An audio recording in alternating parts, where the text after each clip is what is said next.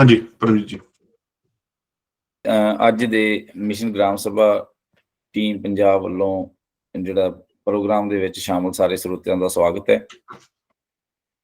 ਜਿਵੇਂ ਕਿ ਸਾਰਿਆਂ ਨੂੰ ਪਤਾ ਹੀ ਹੈ ਵੀ ਮਿਸ਼ਨ ਗ੍ਰਾਮ ਸਭਾ ਟੀਮ ਜਿਹੜੀ ਹੈ ਸਾਡਾ ਇਹਦਾ ਪ੍ਰੋਗਰਾਮ ਦਾ ਮਕਸਦ ਪੰਜਾਬ ਦੇ ਵਿੱਚ ਜਿਹੜਾ ਹੈਗਾ ਅਵੇਅਰਨੈਸ ਕੈਂਪੇਨ ਨੂੰ ਅੱਗੇ ਲਿਜਾਣਾ, ਲੋਕਾਂ ਨੂੰ ਜਾਗਰਤੀ ਲਿਆਉਣਾ ਤੇ ਕਿਸੇ ਵੀ ਇੱਕ ਵਿਸ਼ੇ ਦੇ ਉੱਤੇ ਉਹਨਾਂ ਦਾ ਜਿਹੜਾ ਹੈਗਾ ਬ੍ਰੇਨਸਟਾਰਮਿੰਗ ਕਰਕੇ ਉਸ ਲੈਵਲ ਤੇ ਉਹਨਾਂ ਨੂੰ ਹਰ ਤਰ੍ਹਾਂ ਦੀ ਜਿਹੜੀ ਟੈਕਨੀਕਲ ਜਾਂ ਜਿਹੜੀ ਵੀ ਜਾਣਕਾਰੀ ਮੁਹੱਈਆ ਕੀਤੀ ਜਾ ਸਕਦੀ ਹੈ ਜਿਹਦੇ ਨਾਲ ਕੋਈ ਪ੍ਰੋਬਲਮ ਦਾ ਹੱਲ ਹੋ ਸਕਦਾ ਹੈ, ਉਸ ਵਿਸ਼ੇ ਤੇ ਜਿਹੜਾ ਹੈਗਾ ਨਿਸ਼ਾਨਾ ਬਣਾ ਕੇ ਵਿਚਾਰ ਵਟਾਂਦਰਾ ਜਿਹੜਾ ਸਾਰੇ ਜਿਹੜੇ ਹੈਗੇ ਚੰਗੇ ਜਿਹੜੇ ਹੈਗੇ ਸੁਹਿਰਦ ਲੋਕਾਂ ਦਾ ਕਰਨਾ ਤੇ ਉਹਦੇ ਪ੍ਰਤੀ ਜਿਹੜਾ ਹੈਗਾ ਇੱਕ ਪਲੇਟਫਾਰਮ ਪ੍ਰੋਵਾਈਡ ਕਰਨਾ ਜਿਹਦੇ ਤੇ ਅਸੀਂ ਜਿਹੜਾ ਹੈਗਾ ਆਪਸ ਵਿੱਚ ਸਵਾਲ ਜਵਾਬ ਕਰ ਸਕੀਏ, ਉਹਦੇ ਤੇ ਨਿਰਣਾ ਕਰ ਸਕੀਏ ਸਹੀ ਗਲਤ ਦਾ, ਤੇ ਉਸ ਫੈਸਲੇ ਦੇ ਮੁਤਾਬਕ ਅਸੀਂ ਫਿਰ ਜਿਹੜਾ ਹੈਗਾ ਆਪਣੇ ਪਿੰਡ ਆਪਣੇ ਇਲਾਕੇ ਦਾ ਜਿਹੜਾ ਹੈਗਾ ਉਹ ਸਮੱਸਿਆ ਦੇ ਹੱਲ ਦੇ ਨਾਲ ਨਾਲ ਵਿਕਾਸ ਕਰ ਸਕੀਏ। ਤੇ ਇਸ ਜਿਹੜਾ ਹੈਗਾ ਸੰਬੰਧੀ ਹਰ ਹਫ਼ਤੇ ਆਪਣੇ ਕੋਲ ਇਸੇ ਟਾਈਮ ਤੇ 8 ਵਜੇ ਐਤਵਾਰ ਦੇ ਦਿਨ ਵੱਖ-ਵੱਖ ਬੁਲਾਰੇ ਜਿਹੜੇ ਸਾਡੇ ਪ੍ਰੋਗਰਾਮਾਂ ਵਿੱਚ ਆਉਂਦੇ ਰਹਿੰਦੇ ਨੇ। ਤੇ ਇਸ ਵਾਰ ਜਿਹੜੇ ਹੈਗੇ ਆ ਸਾਡੇ ਮੁੱਖ ਬੁਲਾਰੇ ਹੈਗੇ ਨੇ ਮੈਡਮ ਜੋਤੀ ਸ਼ਰਮਾ ਜੀ ਨੇ, ਜੋ ਕਿ ਬਹੁਤ ਜ਼ਿਆਦਾ ਜਿਹੜਾ ਹੈਗਾ ਹਾਰਡ ਵਰਕਰ ਨੇ। ਇਹਨਾਂ ਦਾ ਜਿਹੜਾ ਹੈਗਾ ਇੰਟਰੋਡਕਸ਼ਨ ਕਿਸੇ ਜਾਣ ਪਛਾਣ ਦੀ ਮੁਤਾਜ ਨਹੀਂ ਹੈ, ਕਿਉਂਕਿ ਬੀਇੰਗ ਲੇਡੀ ਇਹਨਾਂ ਨੇ ਵਾਟਰ ਕੰਜ਼ਰਵੇਸ਼ਨ ਜਾਂ ਪਾਣੀ ਬਚਾਉਣ ਦੇ ਉੱਤੇ ਸਕਿੱਲ ਹਾਸਲ ਕੀਤੀ ਤੇ ਉਹਦੇ ਉੱਤੇ ਵਰਕ ਕੀਤਾ ਹੈਗਾ ਪਿਛਲੇ 15 ਸਾਲਾਂ ਤੋਂ ਜ਼ਿਆਦਾ ਸਮਾਂ ਹੋ ਗਿਆ ਇਹਨਾਂ ਨੂੰ ਕੰਮ ਤੇ। ਤਾਂ ਉਹ ਜਿਹੜਾ ਹੈਗਾ ਉਹ ਇੱਕ ਮੂੰਹ ਬੋਲਦੀ ਮਿਸਾਲ ਹੈ, ਕਿਉਂਕਿ ਇੱਕ ਫੋਰਸ ਜਿਹੜੀ ਨਾਂ ਦੀ NGO ਜਿਹੜੇ ਹੈਗੇ ਆ ਜਿਹੜੀ ਇੰਟਰਨੈਸ਼ਨਲ ਤੌਰ ਤੇ ਮਾਨਤਾ ਲੈ ਚੁੱਕੀ ਹੈ, ਨੈਸ਼ਨਲ ਤੌਰ ਤੇ ਅਵਾਰਡ ਵੀ ਪ੍ਰਾਪਤ ਕਰ ਚੁੱਕੀ ਹੈ। ਉਸ ਦੇ ਵਿੱਚ ਜਿਹੜਾ ਹੈਗਾ ਇਹਨਾਂ ਨੇ ਇੱਕ ਆਪਣਾ ਸਿੱਕਾ ਵੀ ਜਮਾਇਆ ਹੈਗਾ ਏ ਤੇ ਜਿਹੜਾ ਟੈਕਨੀਕਲੀ ਜਿਹੜਾ ਹੈਗਾ ਕੰਮ ਕਰਨ ਦੇ ਤਰੀਕੇ ਜਿਹੜੇ ਹੈਗੇ ਆ ਜੋ ਆਮ ਜਿਹੜੇ ਹੈਗੇ ਆ ਜੇ ਸਾਡੇ ਜਿਹੜੇ ਡਿਵੈਲਪ ਨਹੀਂ ਹੋਏਗੇ ਉਹ ਵੀ ਜਿਹੜੇ ਹੈਗੇ ਆ ਮੁਹਾਰਤ ਹਾਸਲ ਕੀਤੀ ਹੈ। ਤੇ ਉਹਦੇ ਨਾਲ ਕੁਝ ਪ੍ਰੋਜੈਕਟ ਜਿਹੜੇ ਇਹਨਾਂ ਨੇ ਜਿਹੜੇ ਆਪਣੇ ਨਾਲ ਅੱਜ ਸਾਂਝੇ ਕਰਨਗੇ ਆਪਣੇ ਇਲਾਕਿਆਂ ਦੇ ਵਿੱਚ ਉਹ ਬਖੂਬੀ ਨਿਭਾਏ ਵੀ ਨੇ, ਜਿਹਦੇ ਨਾਲ ਜਿਹੜਾ ਹੈਗਾ ਇਹ ਅੱਜ ਆਉਣ ਵਾਲੇ ਸਮੇਂ ਦੀ ਸਭ ਤੋਂ ਖਾਸ ਤੌਰ ਤੇ ਸਾਰੇ ਇੰਡੀਆ ਦੇ ਵਿੱਚ ਜਿਹੜੀ ਪੰਜਾਬ ਦੀ ਮੇਨ ਸਮੱਸਿਆ ਹੈ ਜਿਹੜੀ ਪਾਣੀ ਪੀਣ ਵਾਲਾ ਪਾਣੀ ਖਾਸ ਤੌਰ ਤੇ ਉਹਦੀ ਸੰਭਾਲ ਉਹਦੀ ਵਰਤੋਂ ਉਹਨੂੰ ਕਿਵੇਂ ਅਸੀਂ ਵਧੀਆ ਤਰੀਕੇ ਨਾਲ ਨਜਿੱਠ ਸਕਦੇ ਹਾਂ, ਇਸ ਸੰਬੰਧੀ ਜਿਹੜਾ ਹੈਗਾ ਮੈਡਮ ਆਪਣੇ ਨਾਲ ਅੱਜ ਬਹੁਤ ਵਧੀਆ ਸਵਾਲ ਜਵਾਬ ਕਰਨਗੇ। ਤੇ ਪਹਿਲਾਂ ਜਿਵੇਂ ਆਪਣੇ ਪ੍ਰੋਗਰਾਮ ਦੇ ਵਿੱਚ ਰਵਾਇਤ ਤੁਰੀ ਆਉਂਦੀ ਹੈ, ਅਸੀਂ ਜਿਹੜਾ ਹੈਗਾ ਗ੍ਰਾਮ ਸਭਾ ਦੀ ਜਿਹੜੀ ਧੁਨ ਦੇ ਨਾਲ ਪ੍ਰੋਗਰਾਮ ਦੀ ਸ਼ੁਰੂਆਤ ਕਰਦੇ ਹਾਂ ਜੀ, ਤੇ ਉਸ ਤੋਂ ਬਾਅਦ ਫਿਰ ਮੈਡਮ ਬਰੀਫ ਦੇ ਵਿੱਚ ਆਪਣੇ ਵੱਲੋਂ ਥੋੜੇ ਕੁਝ ਮਿੰਟ ਤੁਹਾਡੇ ਨਾਲ ਵਿਚਾਰ ਸਾਂਝੇ ਕਰਨਗੇ, ਫਿਰ ਸਰੋਤਿਆਂ ਦਾ ਸੈਸ਼ਨ ਹੋਏਗਾ। ਹਾਂਜੀ ਧੰਨਵਾਦ ਪਰਮਜੀਤ ਜੀ। ਅਸੀਂ ਜਿਵੇਂ ਰਸਮੀ ਤੌਰ ਦੇ ਉੱਪਰ ਆਪਣੇ ਜਿਹੜਾ ਫਲਸਫਾ ਹੈ ਮਿਸ਼ਨ ਗ੍ਰਾਮ ਸਭਾ ਦਾ ਅਸੀਂ ਉਹ 1.5 ਮਿੰਟ ਦੇ ਵੀਡੀਓ ਦੇ ਵਿੱਚ ਅਸੀਂ ਦਿਖਾਵਾਂਗੇ। ਉਸ ਤੋਂ ਬਾਅਦ ਫਿਰ ਅਸੀਂ ਮੈਡਮ ਦੀ ਇੰਟਰੋਡਕਸ਼ਨ ਕਰਕੇ ਫਿਰ ਮੈਡਮ ਨਾਲ ਸਵਾਲ ਜਵਾਬ ਕਰਾਂਗੇ।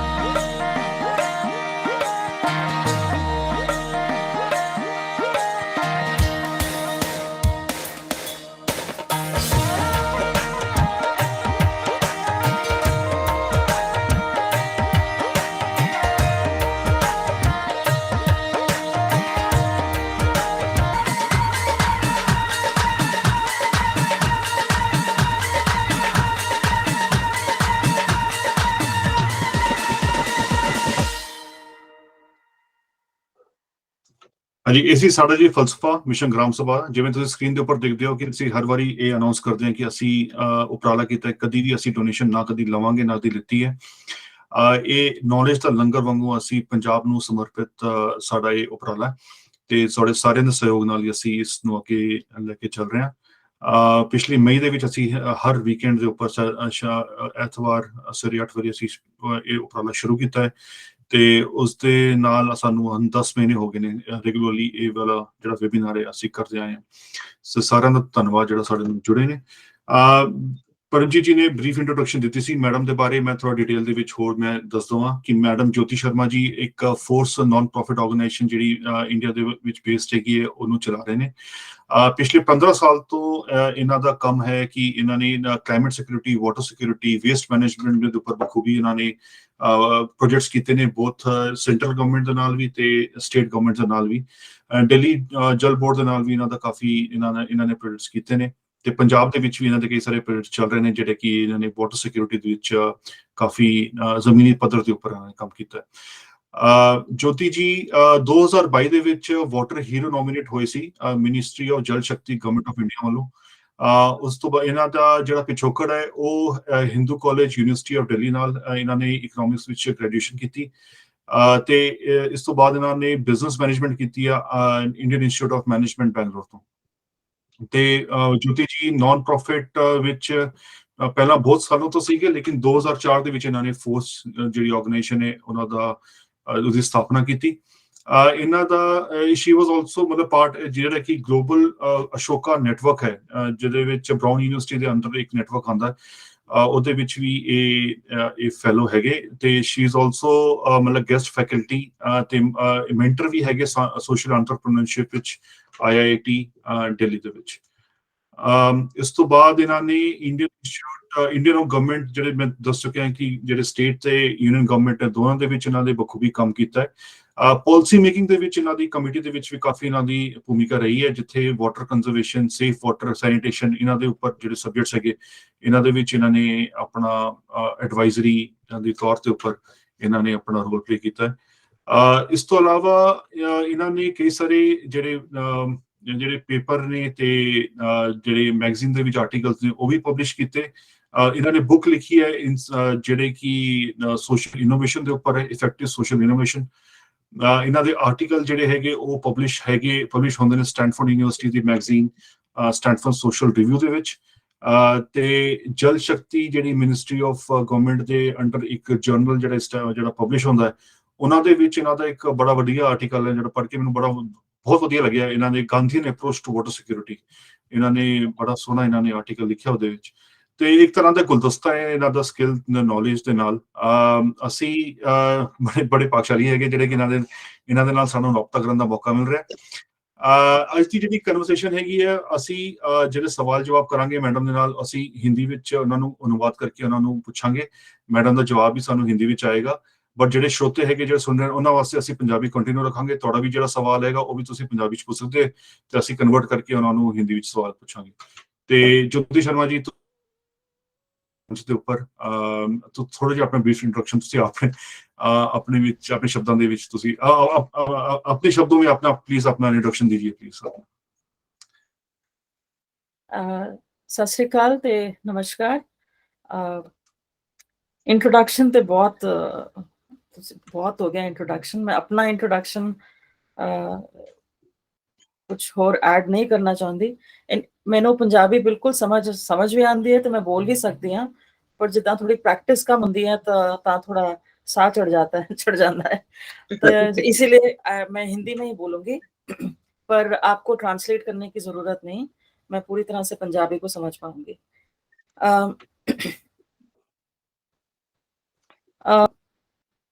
मोस्टली लोग इस चीज में अपना इंट्रोडक्शन नहीं देना चाहूंगी पर वाई हमें क्यों पानी के बारे में सोचना चाहिए इसके बारे में जरूर कुछ दो शब्द कहना चाहूंगी।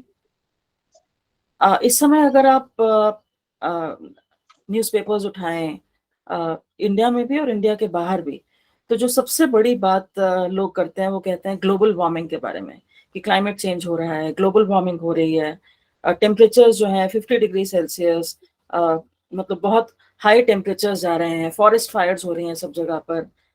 पर क्या है कि ग्लोबल वार्मिंग का जो इम्पैक्ट हम सब पे होगा, वो इम्पैक्ट पानी के थ्रू हो रहा है। तो वो कैसे हो रहा है कि आप सब मैं देख रही हूँ कि हम सब इस प्लेटफॉर्म पे जो है, हम सब थोड़े थोड़ा टाइम देख चुके हैं। मतलब हम लोग सब उम्र है हमारी, और हमने अपनी उम्र में ही बहुत चेंजेस होते हुए देखे हैं। हमने देखा है कि बारिश जो है वो कम हो गई है ओवरऑल। पूरे साल में अगर पहले 30 to 40 डेज बारिश होती थी, 30-35 डेज, अब 25 to 30 डेज बारिश होती है। बारिश की ओवरऑल क्वांटिटी हर साल जो है वो भी घट गई है, और बारिश का पैटर्न बदल चुका है। वो जो सीजन थे, सीजन बदल चुके हैं। अब सीजन में बारिश नहीं हो रही, या बारिश सीजन से पहले हो रही है या सीजन के बाद हो रही है। और दूसरा, उसकी इंटेंसिटी, कभी तो बारिश इतनी तेज पड़ती है कि उसको संभालना मुश्किल हो जाता है, और फिर बहुत बहुत देर तक बारिश होती ही नहीं। दूसरी चीज जो हम देख रहे हैं वो ये है कि सैलिनिटी ऑफ वाटर।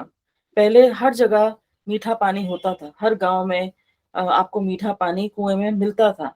अब अगर आप पंजाब देखें और बाकी रेस्ट ऑफ द कंट्री भी देखें, तो आपको दिखेगा कि सैलिनिटी इन वाटर, खारा पानी, उसकी वो मिलता है, मीठा पानी खत्म हो रहा है। नदियां जो हैं वो काली हो गई हैं, नदियों का रंग, रूप, साइज सब चेंज हो चुका है। नदियों का पानी हमने डैम्स में बांध दिया है, उनमें नेचुरल फ्लोज बहुत कम रह गया है, और उनमें पोल्यूशन इतनी जा रही है कि नदियों की क्वालिटी खराब हो गई है। और उसका नेट रिजल्ट जो है वो ये है कि ना तो हमारे लिए इरिगेशन के लिए, हमारे खेतों के लिए पानी अच्छी क्वालिटी का इनफ क्वांटिटी में है हमारे पास, और ना ही हमारे पास पीने के लिए पानी है। इस सब में पंजाब की क्या सिचुएशन है? पंजाब, मैं भाई साहब से यही बात कर रही थी कि मेरे मैं जब पापा से, अपने फादर से पंजाब की कहानियां सुनती हूँ, तो उनके बचपन का पंजाब, अब वो पंजाब मुझे दिखता ही नहीं। मैं जब पंजाब में गई तो पापा ने मुझे एक कहानी बताई थी अपने गांव का, एक कुआं, जिस कुएं में जब बारिश पड़ती थी, बारिशों के मौसम में पानी बिल्कुल ऊपर तक आ जाता था, और वो जो पानी था उसमें डड्डू डड्डू उसमें होते थे। तो वो लोग तो हमें बहुत हंसाते थे ये कहानी बता के कि कैसे वो एक मग से पानी निकालते होते थे, डड्डुओं को बाहर निकाल के फेंका और फिर उस पानी को पी लिया। तो इस तरह की हमें कहानियां सुनाते थे। और कई साल के बाद हम लोग जब उस गांव में गए, तो वो जो कुआं था एक कंप्लीटली सूखा हुआ था, कंप्लीटली सूखा हुआ था। बारिशों के बाद एक बूंद पानी नहीं, और वो भी ऐसा जैसे जब बिल्कुल कुआं सूख कर भरना शुरू हो जाता है, उस स्टेज पे था। और ये पंजाब की कहानी है। पंजाब, कैंसर डिस्ट्रिक्ट्स हैं पंजाब में, और ये सोचना इम्पॉसिबल है। आप आई एम श्योर आप में से कई लोग जिस उम्र के हैं, आपके भी टाइम से जब आप कंपेयर करते हैं, ये सोचना कि पंजाब में ये हालात हो सकते हैं, इम्पॉसिबल है। तो मेरा जो इंटरेस्ट और मेरा जो काम है वो इसलिए है, पानी पर ही है। और उसका कारण यही है कि पानी के बिना कुछ नहीं हो सकता। ना खेतों में खाना उग सकता है, ना रॉ मटेरियल उग सकता है इंडस्ट्रीज के लिए, ना बिजली बन सकती है, ना हमारे घरों की कंस्ट्रक्शन हो सकती है, ना हमारे लिए कपड़े बन सकते हैं। ऐसी कोई चीज ही नहीं है जो पानी के बिना बन सकती है। और इसीलिए अगर हमने पानी को संभाल लिया तो हम बाकी अपनी लाइव्स और लाइवलीहुड्स को बचा सकते हैं। तो मैं इसीलिए पानी पर काम करती हूँ, और इसीलिए सबसे रिक्वेस्ट करती हूँ कि हर आदमी जिस हद तक कर सके पानी के लिए कुछ ना कुछ कंट्रीब्यूट करे। बहुत बहुत ਮਿਹਰਬਾਨੀ ਜੋਤੀ ਜੀ। ਤੁਸੀਂ ਸਹੀ ਕਿਹਾ, ਸਾਡੇ ਪੰਜਾਬ ਦੇ ਵਿੱਚ ਪਾਣੀ ਦਾ ਘਾਣ ਹੈ, ਐਂਡ ਇਹ ਡਿਸਪਾਈਟ ਦਾ ਫੈਕਟ ਕਿ ਸਾਡੇ ਜਿਹੜੇ ਗੁਰਬਾਣੀ ਹੈ ਉਹਦੇ ਵਿੱਚ ਵੀ ਪਾਣੀ ਨੂੰ ਬੜੀ ਮਹੱਤਤਾ ਦਿੱਤੀ ਗਈ ਹੈ। ਪਾਣੀ ਨੂੰ ਪਿਤਾ ਦੇ ਸਮਾਨ ਦੱਸਿਆ ਗਿਆ, ਲੇਕਿਨ ਫਿਰ ਵੀ ਸਾਡੇ ਦੇ ਵਿੱਚ ਪਾਣੀ ਦਾ ਜਿਹੜੇ ਜਲ ਹੈਗੇ, ਕਹਿੰਦੇ ਤਾਂ ਅਸੀਂ ਪੰਜ ਦਰਿਆ ਦਾ ਸੂਬਾ ਹੈਗੇ, ਲੇਕਿਨ ਪੰਜ ਦਰਿਆ ਦੇ ਵਿੱਚ ਵੀ ਸਾਡੇ ਕੋਲ ਨਾ ਤੇ ਪੂਰੇ ਪੰਜ ਹੈਗੇ, ਤੇ ਜਿਹੜੇ ਹੈਗੇ ਵੀ ਤੇ ਉਹਦੇ ਵਿੱਚ ਵੀ ਪਾਣੀ ਦੂਸ਼ਿਤ ਹੈ। ਅਸੀਂ ਸਵਾਲ ਜਵਾਬ ਦੀ ਕੜੀ ਸ਼ੁਰੂ ਕਰਦੇ ਹਾਂ। ਉਹਦੇ ਵਿੱਚ ਤੁਸੀਂ ਪਲੀਜ਼ ਥੋੜਾ ਡਿਸਕ੍ਰਾਈਬ ਕਰੋ ਕਿ ਜਿਹੜਾ ਤੁਹਾਡਾ ਇਨੀਸ਼ੀਏਟਿਵ ਹੈਗਾ ਵਾਟਰ ਰੀਚਾਰਜ, ਜਿਹੜੇ ਤੁਹਾਡਾ ਸਪੈਸੀਫਿਕਲੀ ਡੈਡ ਟਿਊਬਵੈਲਸ, ਤੇ ਤੁਸੀਂ ਕੀ ਆਪਣਾ ਕਿਸ ਤਰ੍ਹਾਂ ਇਨੀਸ਼ੀਏਟਿਵ ਲਿੱਤਾ ਡੈਡ ਟਿਊਬਵੈਲਸ ਨੂੰ ਫਿਰ ਤੋਂ ਰਿਵਾਈਵ ਕਰਨ ਦਾ, ਤੁਸੀਂ ਜਿਹੜੇ ਪਿੰਡ ਹੈਗੇ, ਵਿਲੇजेस ਹੈਗੇ, ਉਹਨਾਂ ਨਾਲ ਕਿਸ ਤਰ੍ਹਾਂ ਤੁਸੀਂ ਰਾਬਤਾ ਕੀਤਾ, ਕਿਸ ਤਰ੍ਹਾਂ ਉਹਨਾਂ ਨਾਲ ਪਾਰਟਨਰਸ਼ਿਪ ਕੀਤੀ, ਤੇ ਤੁਹਾਡੇ ਕੋਲ ਕਿਸ ਕਿਸ ਤਰ੍ਹਾਂ ਦੀ ਮੁਸੀਬਤਾਂ ਤੁਹਾਨੂੰ ਫੇਸ ਕਰਨੀ ਪਈ?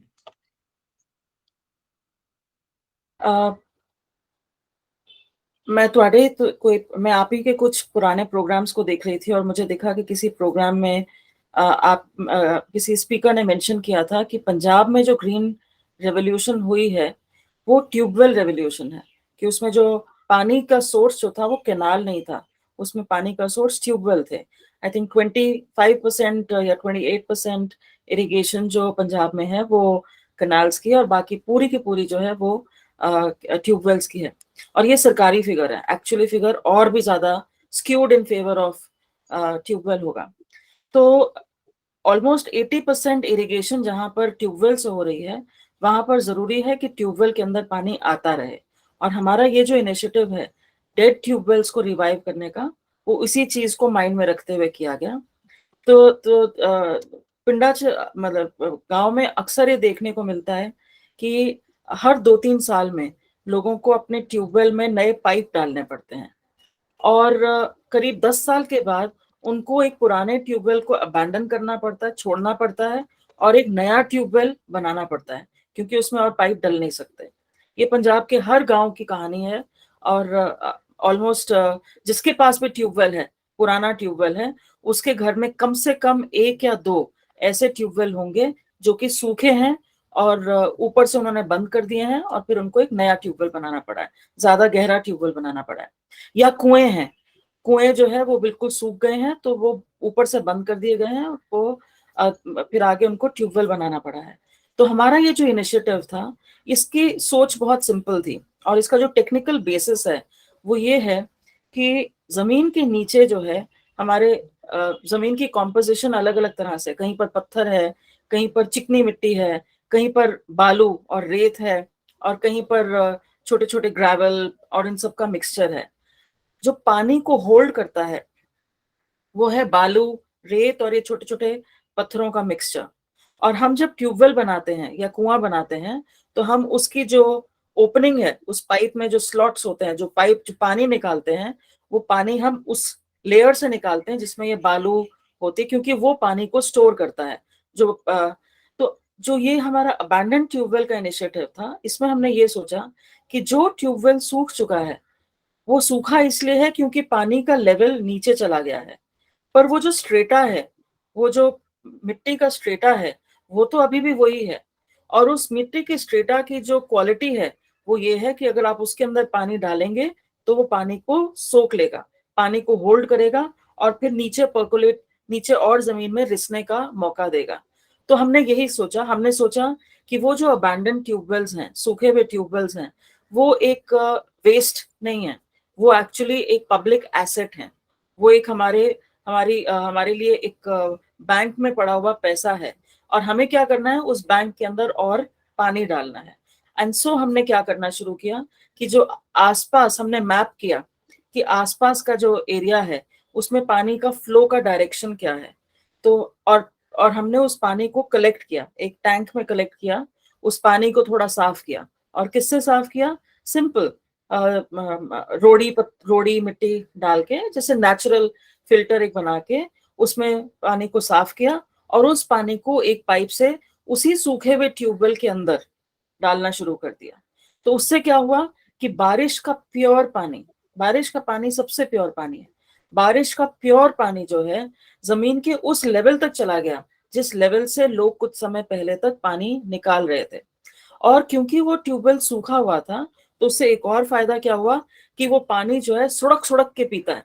और आप कभी ऐसे किसी अपने यहाँ पे प्रोजेक्ट अगर लगाएंगे और कभी जब बारिश पड़े तो ऐसे ट्यूबवेल के पास, रिचार्ज वेल के पास अगर आप जाके खड़े होंगे तो जैसे एक प्यासा आदमी पानी पीता ना, सुड़क के आवाज आती है, आपको वो आवाज सुनाई देगी, सूखी हुई धरती की पानी पीने की आवाज।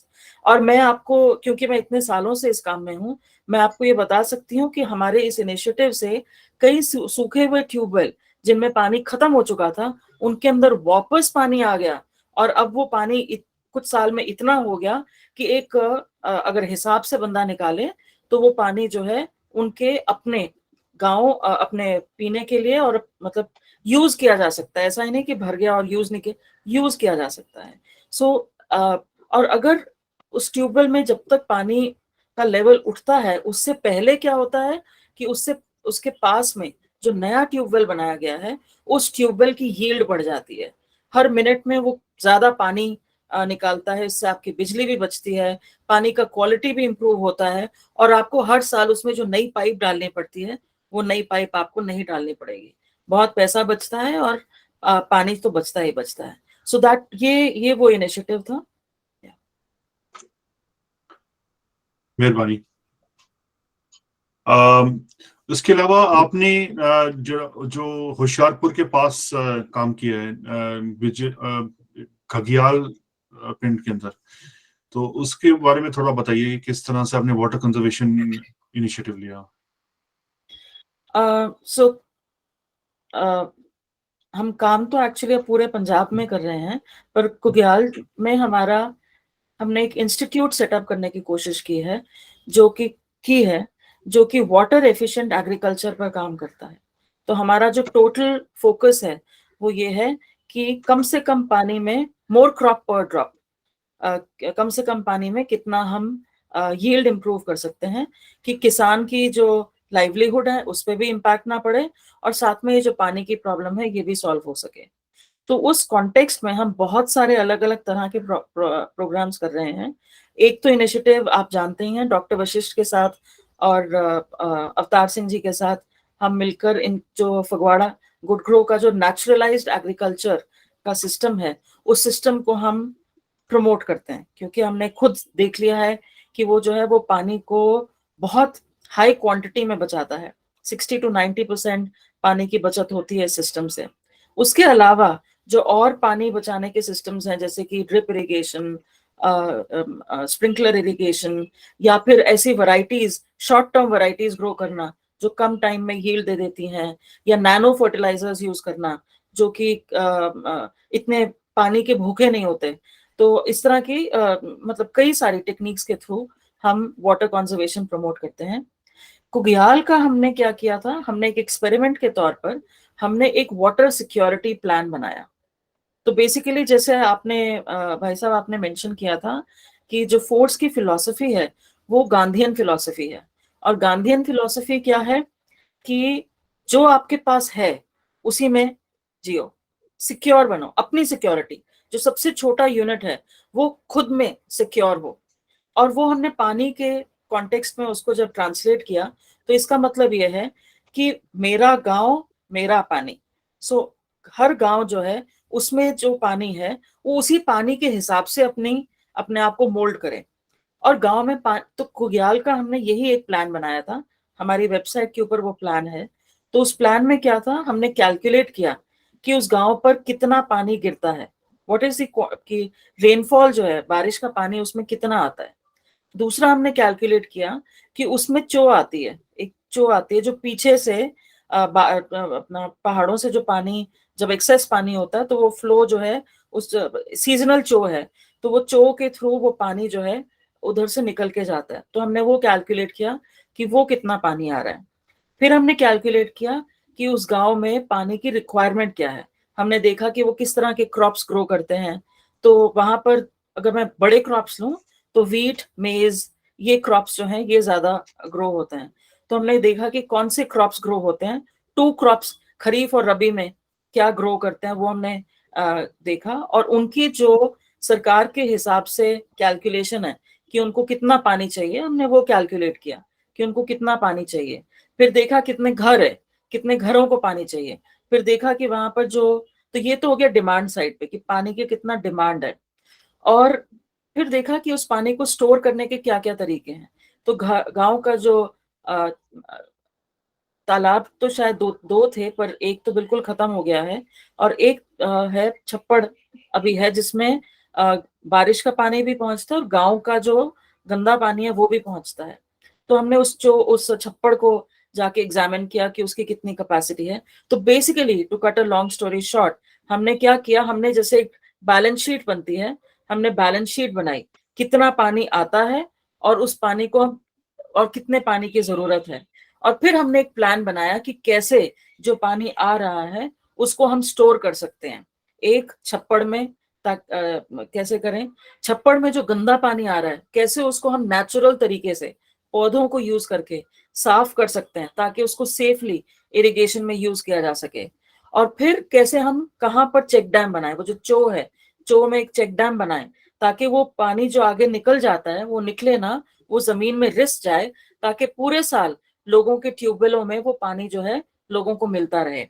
प्लस गांव में जितने भी सूखे हुए ट्यूबवेल्स हैं कैसे उनको यूज किया जाए ताकि वो सारा का सारा बारिश का पानी जो है वो सारा कुग्याल की ही जमीन में चला जाए। सो बेसिकली कुग्याल को zero rain water flow out village बनाना था। तो ये हमने प्रोजेक्ट प्लान बनाया। उसमें हमने कुछ अब आप समझ सकते हैं कि उसमें बहुत इन्वेस्टमेंट लगेगी, बहुत, तो धीरे धीरे उस पर काम चल रहा है। तो कुछ काम हमने वहां किया, ऐसे ही प्लान्स हमने और विलेजेस के लिए भी किए।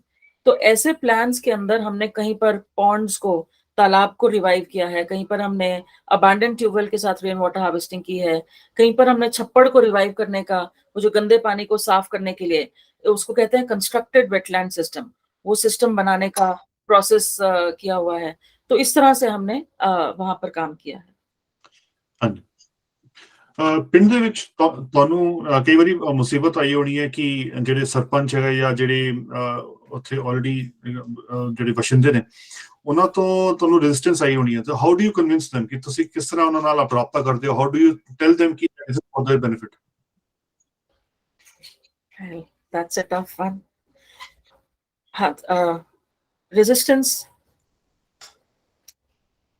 रेजिस्टेंस तो बहुत आती है और बड़े दुख की बात है कि रेजिस्टेंस आती है, बहुत आती है। तो ग्राम पंचायत जो है वो एक बहुत ही पावरफुल इंस्टीट्यूशन है और इसीलिए मैं आपके प्रोग्राम के साथ भी इसलिए जुड़ी क्योंकि मैं भी विलेजेस में काम करती हूँ और मैं जानती हूँ कि ग्राम पंचायत, ग्राम सभा में कितनी पावर है। पर अनफॉर्चुनेटली ग्राम सभा के मेंबर्स के बीच में एका कई बार नहीं होता, या जो सरपंच बन जाता है वो गांव के कुछ लोगों के लिए तो हीरो होता है और कुछ दूसरे लोगों के लिए वो एक दुश्मन बन जाता है। तो उनका वो दिमाग से नहीं सोचते, उनके लिए बस ये है कि जो सरपंच कह रहा है उसको काटना है, उसका ऑपोजिट करना है। तो ये प्रॉब्लम हमें आई।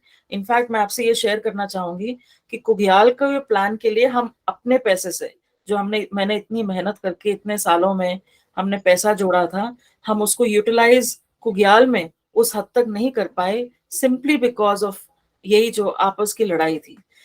तो प्रॉब्लम आती है, पर हम ऑफ कोर्स, क्योंकि हर जगह आती है, मैं ग्राम सभा को क्यों बोलूं, मैं जहां भी काम करती हूँ ये प्रॉब्लम्स तो एक नेचुरल ह्यूमन प्रॉब्लम है, तो ऐसी कोई बड़ी बात नहीं है। तो उसको सॉल्व करने के लिए हम अपनी तरफ से कैसे कोशिश करते हैं, एक तो डायलॉग, बात करना, और क्या है इसके लिए बहुत इंपॉर्टेंट होता है कि जो भी नॉन प्रॉफिट है या जो भी काम कर रहा है उसका अपना कोई रुझान ना हो, मतलब कोई टिल्ट ना हो किसी तरफ। वो जो है वो सिर्फ और सिर्फ अपने मुद्दे पे स्टिक करे। तो मैं ये ना कहूं कि मैं सरपंच की साइड पे हूं या उसके जो अगेंस्ट है उसकी साइड पे हूं, मैं फलानी पार्टी को मानती हूं या फलानी पार्टी को मानती हूं, मैं किसी को नहीं, कोई नहीं, एक बिल्कुल न्यूट्रल स्टैंड लेकर हम हर फैक्शन से बात करते हैं। तो जो सरपंच के साथ हैं उनके साथ भी और जो दूसरे हैं उनके साथ भी। दूसरा जो हम करते हैं वो करते हैं गांव के लोगों को करते हैं। कई बार क्या होता है कि जो डिसीजन मेकिंग यूनिट्स होते हैं जैसे कि जो ग्राम सभा है वो आपस में बातचीत करके डिसाइड कर लेते हैं और फिर गांव वालों को पता ही नहीं होता कि गांव में क्या होना शुरू हो रहा है। ये हमने एक्सपीरियंस किया और हमने रियलाइज किया कि वहां पर मामला बिगड़ना शुरू होता है, क्योंकि हम जो भी काम करते तो पब्लिक लैंड पर है ना, तो उसकी ओनरशिप किसी के पास नहीं है। ग्राम सभा के पास भी ओनरशिप नहीं है, ग्राम सभा उसका कस्टोडियन है, उसको प्रोटेक्ट कर रहा है गांव की बेनिफिट के लिए। तो इसीलिए हम क्या करते हैं कि हम एक पब्लिक मीटिंग कॉल करते हैं जिसमें हम गांव के लोगों को बुलाते हैं।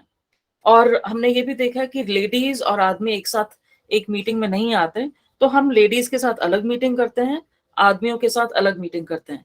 अगर इकट्ठे भी आ जाए तो हमें कोई प्रॉब्लम नहीं, पर जस्ट टू मेक श्योर कि औरतें रह ना जाएं, इसलिए हम अलग से उनके साथ भी मीटिंग करते हैं। अब हमने गांव के यूथ के साथ भी अलग से मीटिंग करनी शुरू की है। सो बेसिक ऑब्जेक्टिव क्या होता है हमारा, कि हम पहले पंचायत से एक रजामंदी ले लेते हैं कि उनकी तरफ से रजामंदी है। उसके बाद फिर हम जनता से बात करते हैं, सब गांव के लोगों से बात करते हैं कि हम ये करने जा रहे हैं, इसमें आपको ये बेनिफिट होगा। और साथ में हम झूठ नहीं बोलते, हम उनको बिल्कुल सच सच बता देते हैं कि जब ये काम चल रहा होगा तो हो सकता है 2-3-4 हफ्ते या 1 महीना 1.5 महीना आपको प्रॉब्लम आए, कि कंस्ट्रक्शन जब चल रही होती है तो थोड़ी प्रॉब्लम आती है। हम उनको, तो बेसिकली हम उनके साथ ट्रांसपेरेंटली सब कुछ डिस्कस कर देते हैं। जब सबकी 100% रजामंदी तो कहीं पर भी नहीं होती, पर जब आप समझ लीजिए कि 70-80% लोग हमें लगता है कि रेडी हैं इस चीज के लिए, इट इज ओनली देन कि हम अपना काम शुरू करते हैं, उससे पहले हम काम शुरू ही नहीं करते। तो इस तरह से हम करते हैं। दूसरी चीज हम क्या करते हैं, फोर्स का एक P4 पार्टनरशिप मॉडल है, वो पार्टनरशिप मॉडल हम लगाते हैं। उसका एक पहलू तो मैंने आपको डिस्क्राइब कर दिया कि जो कम्युनिटी है वो ड्राइविंग सीट पे होनी चाहिए। तो लोग जो है उनको समझ में आना चाहिए कि हमारे फायदे की चीज है, और फिर वो ओनरशिप लेके कहें अच्छा नहीं तुसी इत्थे नहीं उत्थे करो, मेरे मेरे मेरे मेरे खूंचे तुसी करो। इस तरह से जब लोग बात करना शुरू करते हैं तो इसका मतलब लोग रेडी हो गए। तो एक हमारे पार्टनर वो रहते हैं। दूसरा हमारा पार्टनर होता है रिसोर्स पार्टनर। उसका मतलब ये नहीं कि वो फोर्स को पैसा दे, उसका मतलब ये है कि पैसा लगे उस काम के लिए। वो ये हो सकता है कि जो एमएलए है, एमएलए कहे कि मुझे हाँ भी इतने मैंने बहुत तालियां मिल रही हैं ने, लोग की मेरी बड़ी तारीफ कर रहे हैं, तो असी ना उनको भी हम ऐसे पब्लिक मीटिंग्स में बुला लेते हैं, लोगों से उनके लिए तालियां पिटवा देते हैं, तो उनको अपने वोट दिखने शुरू हो जाते हैं, और फिर उनसे रिक्वेस्ट कर देते हैं भैया आप यहाँ पर थोड़ा सा पैसा इन्वेस्ट कर दीजिए। तो अब वो जब इन्वेस्ट करते हैं वो फोर्स के थ्रू नहीं करते, वो अपने जो उनके चैनल्स हैं उनके थ्रू करते हैं। नो प्रॉब्लम, हमारा तो काम है कि काम होना चाहिए। तो हम एक रिसोर्स पार्टनर ढूंढते हैं जो आइदर हमारे थ्रू या डायरेक्टली जो हम कह रहे हैं वो करवा दे। फिर तीसरा हमारा पार्टनर होता है एक्सपर्ट। हम एक एनजीओ हैं बाय एक्सपीरियंस, और हमारे अपने एम्प्लॉयज हैं जिनकी बहुत एक्सपर्टीज है, पर हम सब कुछ नहीं जानते। और एक्सपर्टीज से मेरा मतलब ये साइंटिस्ट एक्सपर्टीज नहीं, वो भी, पर ऑल्सो ट्रेडिशनल एक्सपर्टीज। कई बार सबसे बड़ा एक्सपर्ट गांव का सबसे एल्डरली आदमी होता है जिसको वो पता है जो बाकी सब लोग भूल चुके हैं, और कई बार एक्सपर्ट गांव का सबसे छोटा आदमी होता है, सबसे यंग लड़का होता है जो अमेरिका में जाके कुछ नई टेक्निक पढ़कर आया है। तो हमारे लिए जो एक्सपर्ट है अप्रोप्रिएट टेक्नोलॉजी का, उसको हम अपने साथ पार्टनर बनाते हैं। वो हमें गाइड करता है और उस एरिया के मुताबिक जो सही चीज है हम उससे ज्ञान लेते हैं और उसके अनुसार चलते हैं। और फोर्थ पार्टनर हमारा क्या है, गवर्नमेंट। Always always always. अब गवर्नमेंट से मेरा मतलब ये नहीं कि प्रधानमंत्री या चीफ मिनिस्टर, वो भी है, वो भी हमारे साथ, उनको भी हम टाइम टू टाइम अपने साथ इन्वॉल्व करते हैं। पर इवन गवर्नमेंट का जो लोएस्ट ऑर्डर का होगा, कोई भी, अगर वो एग्रीकल्चर है तो एग्रीकल्चर में के डिपार्टमेंट में टॉप मोस्ट से लेके लोअर मोस्ट जो पर्सन है उसको हम अपने साथ इन्वॉल्व रखते हैं। क्यों? क्योंकि फिर एक तो उनकी तरफ से गवर्नमेंट की जो गाइडलाइंस हैं वो हमें पता चलती रहती हैं, गवर्नमेंट का जो सपोर्ट है वो हमें मिलता रहता है, और दूसरा वो देखते रहते हैं। उनको जब दिखता है कि ये सक्सेसफुल हो रहा है तो वो फिर उस सक्सेस को किसी दूसरी जगह पर डुप्लीकेट करते हैं, रेप्लिकेट करते हैं। और यही हमारा पर्पस है। हमें अपनी दुकान नहीं चलानी, हमें एक बदलाव लाना है। एंड सो बदलाव के लिए ये 4 पार्टनर्स के थ्रू हम काम करते हैं, and that's our strategy. Very nice, very nice. बहुत अच्छा लगा आपके सुन के कि मतलब कि आप इसको रेप्लिकेट करना चाहते हो अलग अलग विलेजेस के अंदर एज सक्सेस एक जगह पे रख के। ਜਦੋਂ ਤੁਸੀਂ ਇਹ ਗੱਲ ਕਹਿ ਰਹੇ ਸੀਗੇ ਡਿਸਕ੍ਰਾਈਬ ਕਰ ਰਹੇ ਸੀਗੇ ਚੈਲੰਜਸ ਬਾਰੇ, ਮੈਨੂੰ ਇੱਕ ਗੱਲ ਯਾਦ ਆ ਰਹੀ ਹੈ। ਆਮਿਰ ਖਾਨ ਦਾ ਇੱਕ ਵਾਰੀ ਇੰਟਰਵਿਊ ਸੀਗਾ ਰਵੀਸ਼ ਕੁਮਾਰ ਦੇ ਨਾਲ, ਇੱਕ ਮੰਚ ਪਤਾ ਨਹੀਂ ਕਿਹੜਾ ਸੀਗਾ, ਬਟ YouTube ਤੇ ਵੀਡੀਓ ਅਵੇਲੇਬਲ ਹੈ 2016 ਦਾ। ਉਹਨਾਂ ਦੀ ਜਿਹੜੀ ਪਾਣੀ ਫਾਊਂਡੇਸ਼ਨ ਹੈ ਉਹਨਾਂ ਨੇ ਵੀ ਚੈਲੰਜ ਫੇਸ ਕੀਤਾ ਸੀਗਾ ਉੱਥੇ ਮਹਾਰਾਸ਼ਟਰ ਦੇ ਵਿੱਚ ਪਿੰਡਾਂ ਨੂੰ ਇਕੱਠੇ ਕਰਨ ਦਾ ਤੇ ਪਾਣੀ ਦੇ ਉੱਪਰ ਚੈੱਕ ਡੈਮ ਬਣਾਉਣ ਦਾ। ਉੱਥੇ ਵੀ ਉਹਨਾਂ ਨੇ ਗ੍ਰਾਮ ਸਭਾ ਦਾ ਯੂਜ਼ ਕੀਤਾ ਸੀਗਾ ਬਿਕੋਜ਼ ਸਰਪੰਚ ਐਗਰੀ ਨਹੀਂ ਕਰਿਆ ਸੀਗਾ ਉਸ ਚੇਂਜ ਵਾਸਤੇ। ਤੇ ਜਿਹੜੇ ਗ੍ਰਾਮ ਸਭਾ ਦੇ ਰੈਜ਼ੋਲੂਸ਼ਨ ਉਹਨਾਂ ਨੂੰ ਲੋਕਾਂ ਨੇ ਕਨਵਿੰਸ ਕੀਤਾ ਕਿ ਰੈਜ਼ੋਲੂਸ਼ਨ ਲੈ ਕੇ ਆਓ, ਰੈਜ਼ੋਲੂਸ਼ਨ ਪਾਸ ਹੋਇਆ, ਉਸ ਤੋਂ ਬਾਅਦ ਜਾ ਕੇ ਉਹਨਾਂ ਨੇ ਉਹ ਚੈੱਕ ਡੈਮ ਬਣਾਇਆ। So this is a very powerful tool to actually get mass approval of the projects. ਧੰਨਵਾਦ। ਉਸ ਤੋਂ ਬਾਅਦ ਪਰਮਜੀਤ ਤੁਸੀਂ ਕੁਝ ਪਹੁੰਚਾਓਗੇ ਉਸ ਤੋਂ ਬਾਅਦ या मैं हाँ आगे जी, कंटिन्यू करूँ? मैडम मैं पूछना चाहूँगा कि जब भी कोई प्लान बनती है उसके मगर बहुत ਜਿਹੜਾ ਹੈਗਾ सोच विचार करके डॉक्यूमेंटेशन तैयार की जाती है। और दूसरा बाइटिंग जो अहम मुद्दा होता है क्योंकि इकोनॉमिक्स के ही सारा जुड़ा हुआ है जो भी है। तो इसमें जो है मनरेगा ਦਾ ਵੀ ਕੁਝ ਹੈ ਕੰਟਰੀਬਿਊਸ਼ਨ, ਪਿੰਡਾਂ ਜੋ ਹੈ ਸਕੀਮਾਂ ਦਾ, पंचायतों ਦਾ भी कंट्रीब्यूशन ਹੁੰਦਾ है, डीसी के पास भी कुछ ना कुछ अल्टरनेटिव्स होते हैं। तो फिर पैसा कित्थों आਉਂਦਾ है, कहाँ से आता है? और दूसरा ਜਿਹੜਾ ਹੈਗਾ ਇਹਦੇ ਨਾਲ ਜਿਹੜੀ ਪਲਾਨ ਹੈ ਜੋ ਬਣਦੀ ਹੈ ਇੰਪਲੀਮੈਂਟੇਸ਼ਨ में कोई प्रॉब्लम ना आए, ਉਹ ਕੌਣ ਬਣਾਉਂਦਾ ਹੈ ਤੇ ਉਹਨੂੰ ਕਿਵੇਂ ਆਪਾਂ ਪਿੰਡਾਂ 'ਚ ਬੜੇ ਬਖੂਬੀ ਇੰਪਲੀਮੈਂਟ ਕਰਦੇ ਹਾਂ?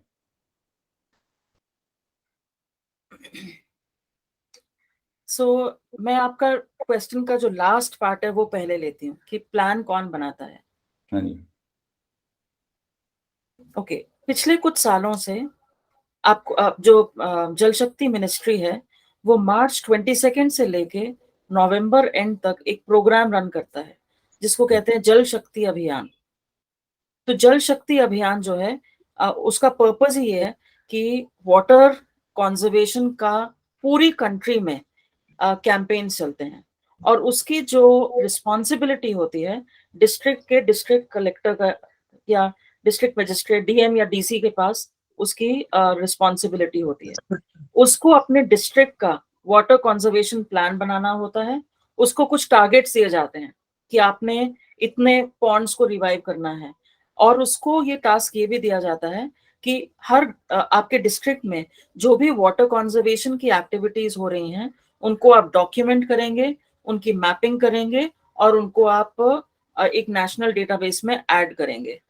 और उनके बीच में कंपटीशन होता है, डिस्ट्रिक्ट्स में कंपटीशन होता है कि किस डिस्ट्रिक्ट को बेस्ट प्राइज मिलता है। सो गवर्नमेंट के पॉइंट ऑफ व्यू से अगर मैं देखूं तो जो डिस्ट्रिक्ट है, district is the nodal authority for making water conservation plans.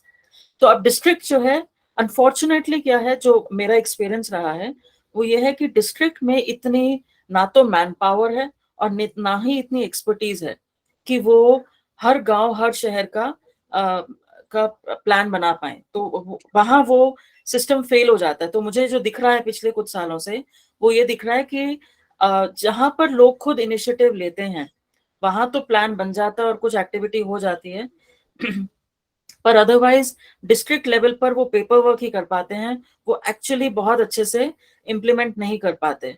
तो इस बात को जानते हुए हमें भी थोड़ा टाइम लगा इस बात को समझने में। तो इस बात को जानते हुए अब हमने इस साल हमने जो होशियारपुर डिस्ट्रिक्ट का जो डिस्ट्रिक्ट डीएम है होशियारपुर डिस्ट्रिक्ट ऑफिस के साथ हमने टाई अप किया है और इस साल हम उनका जो जल शक्ति केंद्र है, सो हर डिस्ट्रिक्ट को एक जल शक्ति केंद्र बनाना होता है जिसका पर्पस ये होता है कि जो भी वाटर कंजर्वेशन करना चाहता है उसको टेक्निकल गाइडेंस, उसको गवर्नमेंट की स्कीम्स के बारे में इंफॉर्मेशन वो दें। तो वो चला नहीं है, मतलब बहुत ही तो इस साल हमने क्या किया है एज एन एक्सपेरिमेंट, हम दिल्ली में तो ये कर ही चुके थे, अब हम यहाँ पर होशियारपुर में हम इस साल जल शक्ति केंद्र हम रन कर रहे हैं वहां का। तो हम जो है अब एक डिस्ट्रिक्ट को नोडल का जो रोल था उस रोल को प्ले करेंगे। तो उसमें हम हर गांव के, हम ग्राम पंचायत की अब एक मीटिंग मार्च में बुलाने जा रहे हैं जिसमें हम उनको एक सारी स्कीम्स के बारे में बताएंगे जिनको वो यूज कर सकते हैं फॉर दिस। दूसरा हम उनको एक टेम्पलेट बना के दे देंगे, एक तरीका बता देंगे कि वो किस तरह से अपने गांव का वाटर सिक्योरिटी प्लान बना सकते हैं। हमारे लोग होंगे जो उनको गाइडेंस देंगे उस चीज को करने के लिए। और गवर्नमेंट की कौन सी स्कीम, जैसे आपने मनरेगा मेंशन किया, तो अब मनरेगा जो है उसमें क्या है, उसमें लेबर यूज की जा सकती है। सो जो भी एनी एक्टिविटी जो लेबर के थ्रू हो सकता है, जैसे कि पॉन्ड बनाना, पॉन्ड की सफाई करना, वो सब लेबर के थ्रू आसानी से हो सकता है। तो ये सब चीजें इनफैक्ट अभी भी द ट्रूथ इज कि अभी भी 75 to 80% ऑफ मनरेगा मनी जो है वो एक्चुअली वाटर कंजर्वेशन की एक्टिविटीज में ही जाता है। तो हम उनको उन सब स्कीम्स के बारे में बताएंगे। अलग दूसरे डिपार्टमेंट्स में भी स्कीम्स हैं, जैसे फार्म पॉन्ड्स बनाने की स्कीम्स हैं, ड्रिप इरिगेशन की स्कीम्स हैं। तो वो सब स्कीम्स जो हैं हम लोगों को बताएंगे और उनके लिए जो पेपर वर्क है, लोग पेपर वर्क में मारे जाते हैं, तो उनका जो पेपर वर्क है उस पेपर वर्क को करने में उनकी असिस्टेंस करेंगे। एक और जो बहुत पावरफुल सोर्स ऑफ फंडिंग है जो कि मोस्टली लोग यूज नहीं कर पाते, वो है कॉर्पोरेट सोशल रिस्पॉन्सिबिलिटी। हर एरिया में कुछ कंपनीज हैं और जो भी कंपनी 500 करोड़ से ज्यादा का प्रॉफिट कमा रही है या 1000 करोड़ से ज्यादा उसका टर्नओवर है, उसको 2% अपने प्रॉफिट का स्पेंड करना है ऑन कॉर्पोरेट सोशल रिस्पॉन्सिबिलिटी, जनता की भलाई के लिए। तो अब मोस्टली ग्राम पंचायत इस चीज को जानती नहीं है और इसीलिए वो उसकी पावर को यूज नहीं करती। तो हम उसके बारे में लोगों को बताएंगे और कहेंगे कि आपके पास जो फैक्ट्री है, आपके वहां पे जो, उनको आप प्रेशराइज करें कि हमारे इस गांव में इस चीज की जरूरत है और वाटर की प्लानिंग के लिए आप उसमें उनका प्रयोग करें। So I hope that answers your question. Absolutely, thank you.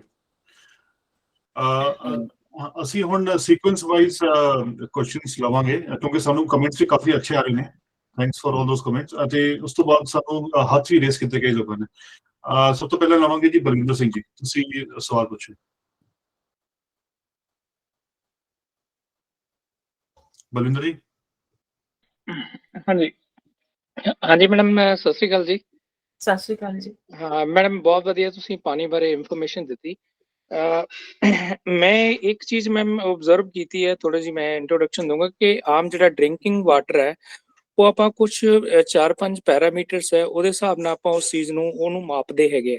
ਜੇ ਆਪਾਂ ਕਹਿ ਲਈ ਜੀ ਮੈਮ, ਜਿਵੇਂ ਫਿਜ਼ੀਕਲ ਇੰਪਿਊਰਿਟੀਜ਼, ਦੈਨ ਵੀ ਹੈਵ अपना chemical impurities, then we have biological impurity, then we have a TDS, then we have a pH level of water। ठीक है, इस तरह पर ड्रिंकिंग वाटर ਨੂੰ ਮਿਲ ਕੇ ਉਸ ਹਿਸਾਬ ਨਾਲ ਆਪਾਂ ਉਹ ਮੇਜ਼ਰ ਕਰਦੇ ਹੈਗੇ ਵੀ ਇਹ ਪੀਣ ਯੋਗ ਹੈਗਾ ਕਿ ਨਹੀਂ ਹੈਗਾ। ਮੈਂ ਮੈਮ ਜਿਹੜਾ ਆਬਜ਼ਰਵ ਕੀਤਾ ਹੈਗਾ, ਮੇਰੇ ਘਰ ਦਾ ਪਾਣੀ ਜਾਂ ਮੇਰੇ ਪਿੰਡ ਦਾ ਪਾਣੀ 35 ਇਅਰਸ ਪਹਿਲਾਂ ਇਹ ਸਾਰਾ ਪੈਰਾਮੀਟਰਸ ਨੂੰ ਬਿਲਕੁਲ ਨਾਰਮਲ ਸੀਗੇ, ਬਹੁਤ ਮਿੱਠਾ ਪਾਣੀ ਸੀਗਾ। ਤੇ ਹੁਣ ਮੈਮ ਇਹਦਾ ਜਿਹੜਾ TDS ਹੈਗਾ, ਮੇਰੇ ਘਰ ਦਾ ਹੀ ਜਿਹੜਾ TDS ਹੈਗਾ, it's goes on around 1100 ppm parts ਪਰ ਮਿਲੀਅਨ। ਇਹ ਮੈਨੂੰ ਇਸ ਤਰ੍ਹਾਂ, ਫਿਰ ਮੈਨੂੰ ਦੇਖੇ ਵੀ ਇਸ ਤਰ੍ਹਾਂ ਕਿਉਂ ਹੋ ਗਿਆ ਹੈਗਾ। ਉਹ ਇਸ ਤਰ੍ਹਾਂ ਮੈਨੂੰ ਜਿਹੜੇ ਸਵਾਲ ਜਾਂ ਨਾਰਮਲ ਜਿਹੜੇ ਆਏ ਹੋਇਆ ਕਿ ਵੀ ਜਿਹੜਾ ਉਤਲਾ ਜਿਹੜਾ ਚੰਗਾ ਪਾਣੀ ਸੀਗਾ, ਠੀਕ ਹੈ, ਪਹਿਲੀ ਲੇਅਰ ਵਾਲਾ, ਉਹ ਨਾ ਟਿਊਬਵੈਲਸ ਨੇ ਚੱਕ ਲਿਆ ਹੈਗਾ ਤੇ ਇਹ ਫਿਰ ਜਿਹੜਾ ਇਹ ਦੂਜਾ ਪਾਣੀ ਸੀ, ਇਹ ਖਾਰਾ ਪਾਣੀ ਹੈ, ਜਿਹੜੇ ਟੋਟਲ ਡਿਜ਼ੋਲਵ ਸਾਲਟਸ ਹੈਗੇ ਜਾਂ ਸੋਲਟਸ ਹੈਗੇ ਬਹੁਤ ਜ਼ਿਆਦਾ ਆ ਗਏ ਹੈਗੇ। ਇਹ ਮੈਨੂੰ ਪਤਾ ਨਹੀਂ ਲੱਗ ਰਿਹਾ ਇਹ ਪਾਣੀ ਮੇਰੇ ਘਰ ਦਾ ਜਾਂ ਮੇਰੇ ਪਿੰਡ ਦਾ ਬਦਲ ਕਿਵੇਂ ਗਿਆ। ਮੈਂ ਉਤਲਾ ਜਿਹੜਾ 30 ਫੀਟ ਵਾਲਾ ਜਾਂ 90 ਫੀਟ ਵਾਲਾ ਜਿਹੜਾ ਹੈਗਾ ਉਹ ਕਿਸ ਤਰ੍ਹਾਂ ਹੈਗਾ। ਜੇ ਇਹ ਮੇਰਾ ਸਵਾਲ ਸੀਗਾ, ਇਹ ਕਿਵੇਂ ਚੇਂਜ ਹੋ ਜਾਂਦਾ ਹੈਗਾ ਜਿਹੜੀ ਪਾਣੀ ਦੀ ਜਿਹੜੀ ਉਹ ਪਿਓਰਟੀ ਹੈਗੀ ਹੈ। ਦੂਸਰਾ ਸਵਾਲ ਇਹ ਸੀ, ਇਹ ਮੈਮ ਸੱਚ ਹੈਗਾ ਕਿ ਲੋਕ ਕਹਿੰਦੇ ਕਿ ਵੀ ਪਹਿਲੀ ਲੇਅਰ 'ਚ ਜਿਹੜਾ ਪਾਣੀ ਸਿਮਦਾ ਨੂੰ it takes around 100 years. Balwinder ਜੀ, ਪਹਿਲਾਂ ਅਸੀਂ ਤੁਹਾਡਾ ਕੁਐਸਚਨ ਨੂੰ 1 ਬਾਈ 1 ਲੈ ਲੈਣੇ ਫਿਰ ਉਹ ਪੁੱਛ ਜਾਣਗੇ। ਰਾਈਟ ਹੈ ਨਾ, ਤੁਸੀਂ ਆਪਣਾ ਕੁਐਸਚਨ ਰਿਪੀਟ ਕਰੋਗੇ ਪਹਿਲਾ ਵਾਲਾ ਜਿਹੜਾ ਸੀਗਾ। राइट। हाँ जी मैडम, ठीक है। मैं तो इनका क्वेश्चन ये सीगा कि ये कैसे हो रहा है कि पानी की क्वालिटी चेंज हो रही है। अब पहले पानी मीठा था, अब वो खारा कैसे हो गया, सलाइन कैसे हो गया। पानी की क्वालिटी चेंज नहीं हुई है, हुआ ये है अब जो बारिश का, तो अब पानी जो है जमीन के अंदर कहाँ से जाता है।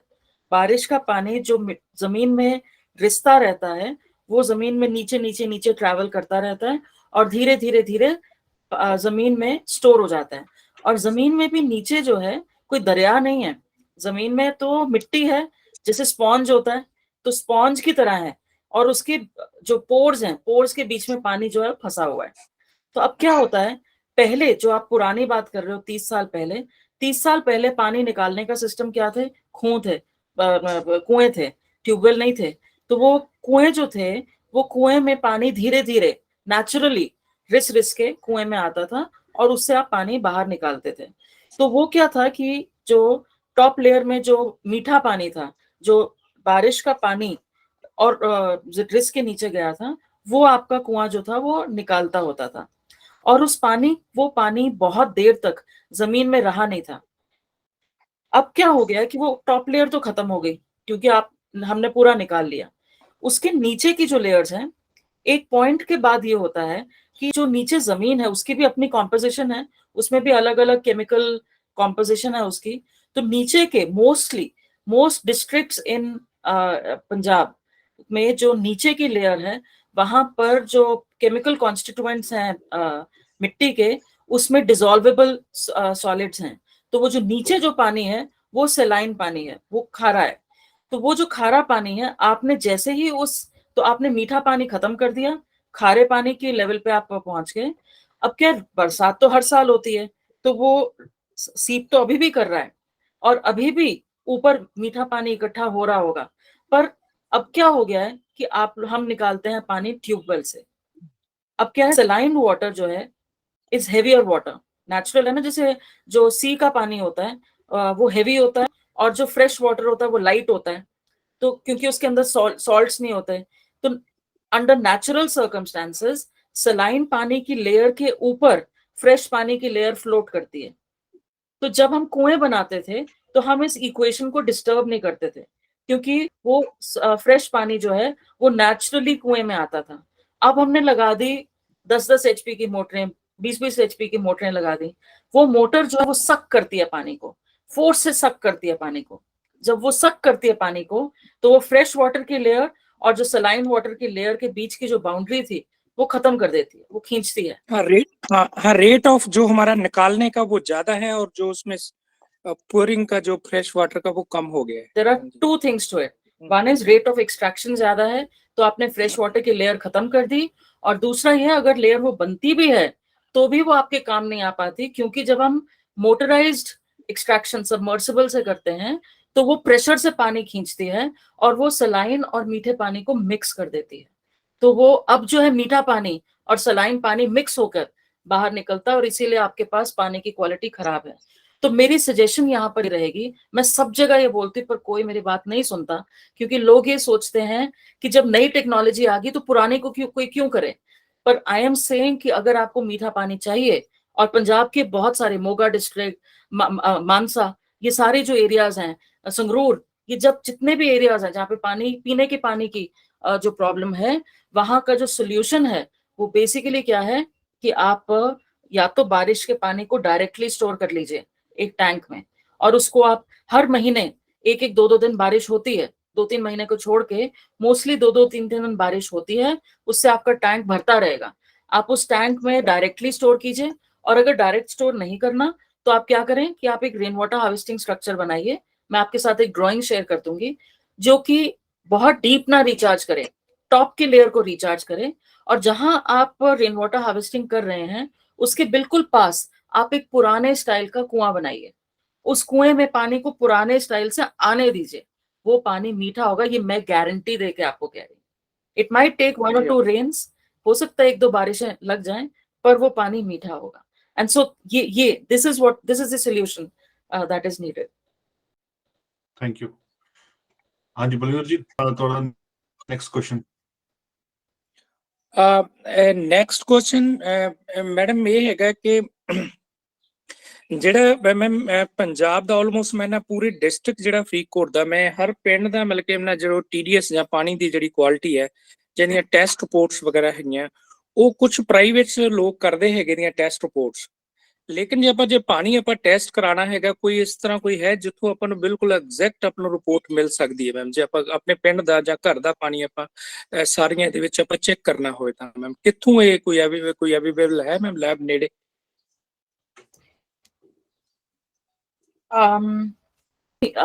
एक्चुअली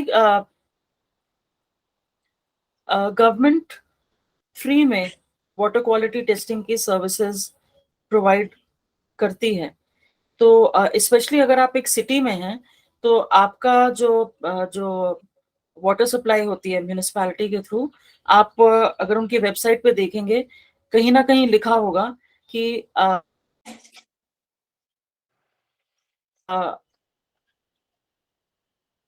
में टेस्टिंग करे हैं।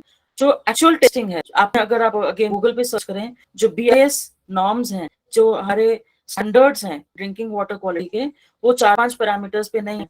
वो एक्चुअली मैं भूल रही हूँ, आई थिंक इट्स 27 या 37 कुछ ऐसे बहुत सारे पैरामीटर्स हैं, मोर देन 25 पैरामीटर्स हैं जिनके बेसिस पर वाटर क्वालिटी एक्चुअली जिनके नॉर्म्स ले किए जा चुके हैं। तो टेस्ट करने का अगर आपको एक 2 तरह की लेबोरेटरीज हैं। एक तो CPCB central pollution control board ने ऑथराइज किया हुआ है कुछ लेबोरेटरीज को टू टेस्ट तो आप अपने डिस्ट्रिक्ट के लिए आप चेक करें कि CPCB authorised water testing laboratories कौन सी हैं। दूसरा, CPCB ने कुछ कंपनीज को भी ऑथराइज किया हुआ है कि उनके जो वाटर क्वालिटी टेस्टिंग किट्स हैं, उन किट्स को आम आदमी खरीद सकता है और खरीद के अपनी टेस्टिंग कर सकता है। तो आप वो वाटर क्वालिटी टेस्टिंग किट्स भी खरीद सकते हैं। और सो what I can do is कि मैं ये सारे लिंक्स जो हैं शेयर करके मैं शेयर कर दूंगी भाई साहब से, वो फिर आपसे शेयर कर लेंगे। ठीक है, हाँ जी madam, thank you. Thank you. एक मैम लास्ट क्वेश्चन था मेरा, और, लास्ट मिनट। हाँ जी सर। हम्म, इसमें मैम छोटा जैसे रखिए। हमारे गांव में मैडम ਸਾਡੇ ਪਿੰਡ ਦੇ ਵਿੱਚ ਛੱਪੜ ਹੁੰਦੇ ਆ, ਹੁਣ ਆਹੋ। ਛੱਪੜ ਦੇ ਵਿੱਚ ਸਾਡੇ ਪਿੰਡ ਵੀ ਛੱਪੜ ਹੈ, ਔਰ ਇਹ ਛੱਪੜ ਇੰਨਾ ਗੰਦਾ ਛੱਪੜ ਹੈਗਾ, ਬਸ ਉਹੀ ਹੈ ਕਿ ਤੁਸੀਂ ਉਹ ਸਰਪੰਚ ਜੋ ਪਹਿਲਾਂ ਕਿਹਾ ਸੀ ਇਹ ਸਾਰਾ ਸਿਸਟਮ ਉਸ ਤਰ੍ਹਾਂ ਹੀ ਹੋ ਰਿਹਾ ਹੈ ਮੈਮ। ਠੀਕ ਹੈ ਜੀ, ਉਹ ਕੁਛ ਨੂੰ ਉਹਨੂੰ ਕੋਈ ਮੇਨਟੇਨ ਨਹੀਂ ਕਰਦਾ। ਇੱਕ ਸੋਲਰ ਪੈਨਲ ਲੱਗਿਆ ਹੋਇਆ, ਉਹ ਪਾਈਪਾਂ ਜੋ ਉਹਨਾਂ ਨੇ ਪਾਤੀਆਂ ਬੇਕਾਰ ਕੁਆਲਿਟੀ ਦੀਆਂ, ਉਹ ਖੇਤਾਂ ਵਿੱਚ ਪਾਣੀ ਉਹ ਚੱਕਦੀਆਂ, ਹੁਣ ਉਹ ਬੰਦ ਪਿਆ ਹੋਇਆ ਮੈਮ। ਪਤਾ ਨਹੀਂ ਕੀ ਚੱਕਰ ਹੈ, ਕੀ ਕਹਾਣੀ, ਆਪਾਂ ਇਨਵੋਲਵਮੈਂਟ ਨਹੀਂ ਕੀਤੀ।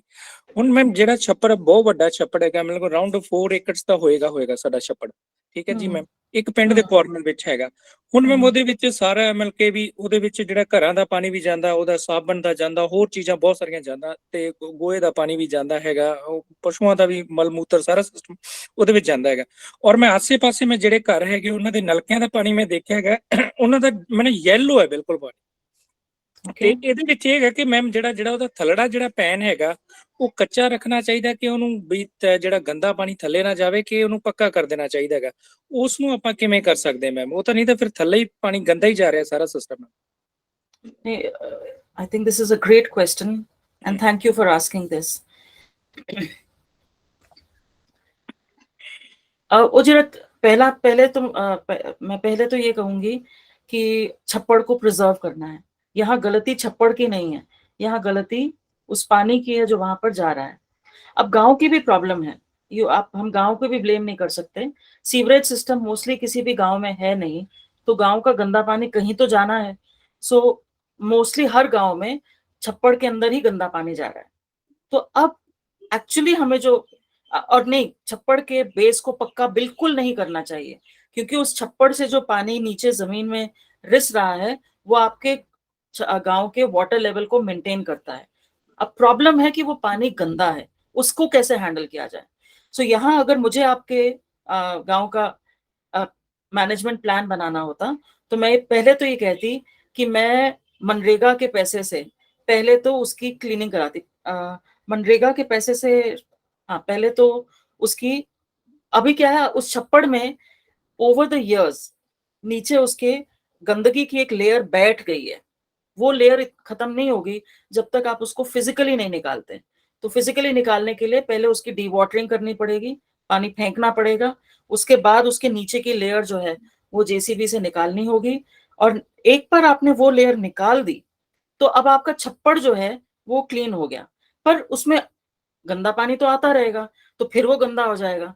तो उस प्रॉब्लम को सॉल्व करने के लिए क्या करना है, वो जो मैंने अपने टॉक में पहले बोला था, कंस्ट्रक्टेड वेटलैंड, आप थोड़ा गूगल पे सर्च करेंगे तो उसका भी आपको डिटेल मिल जाएगा, and I will also share with you.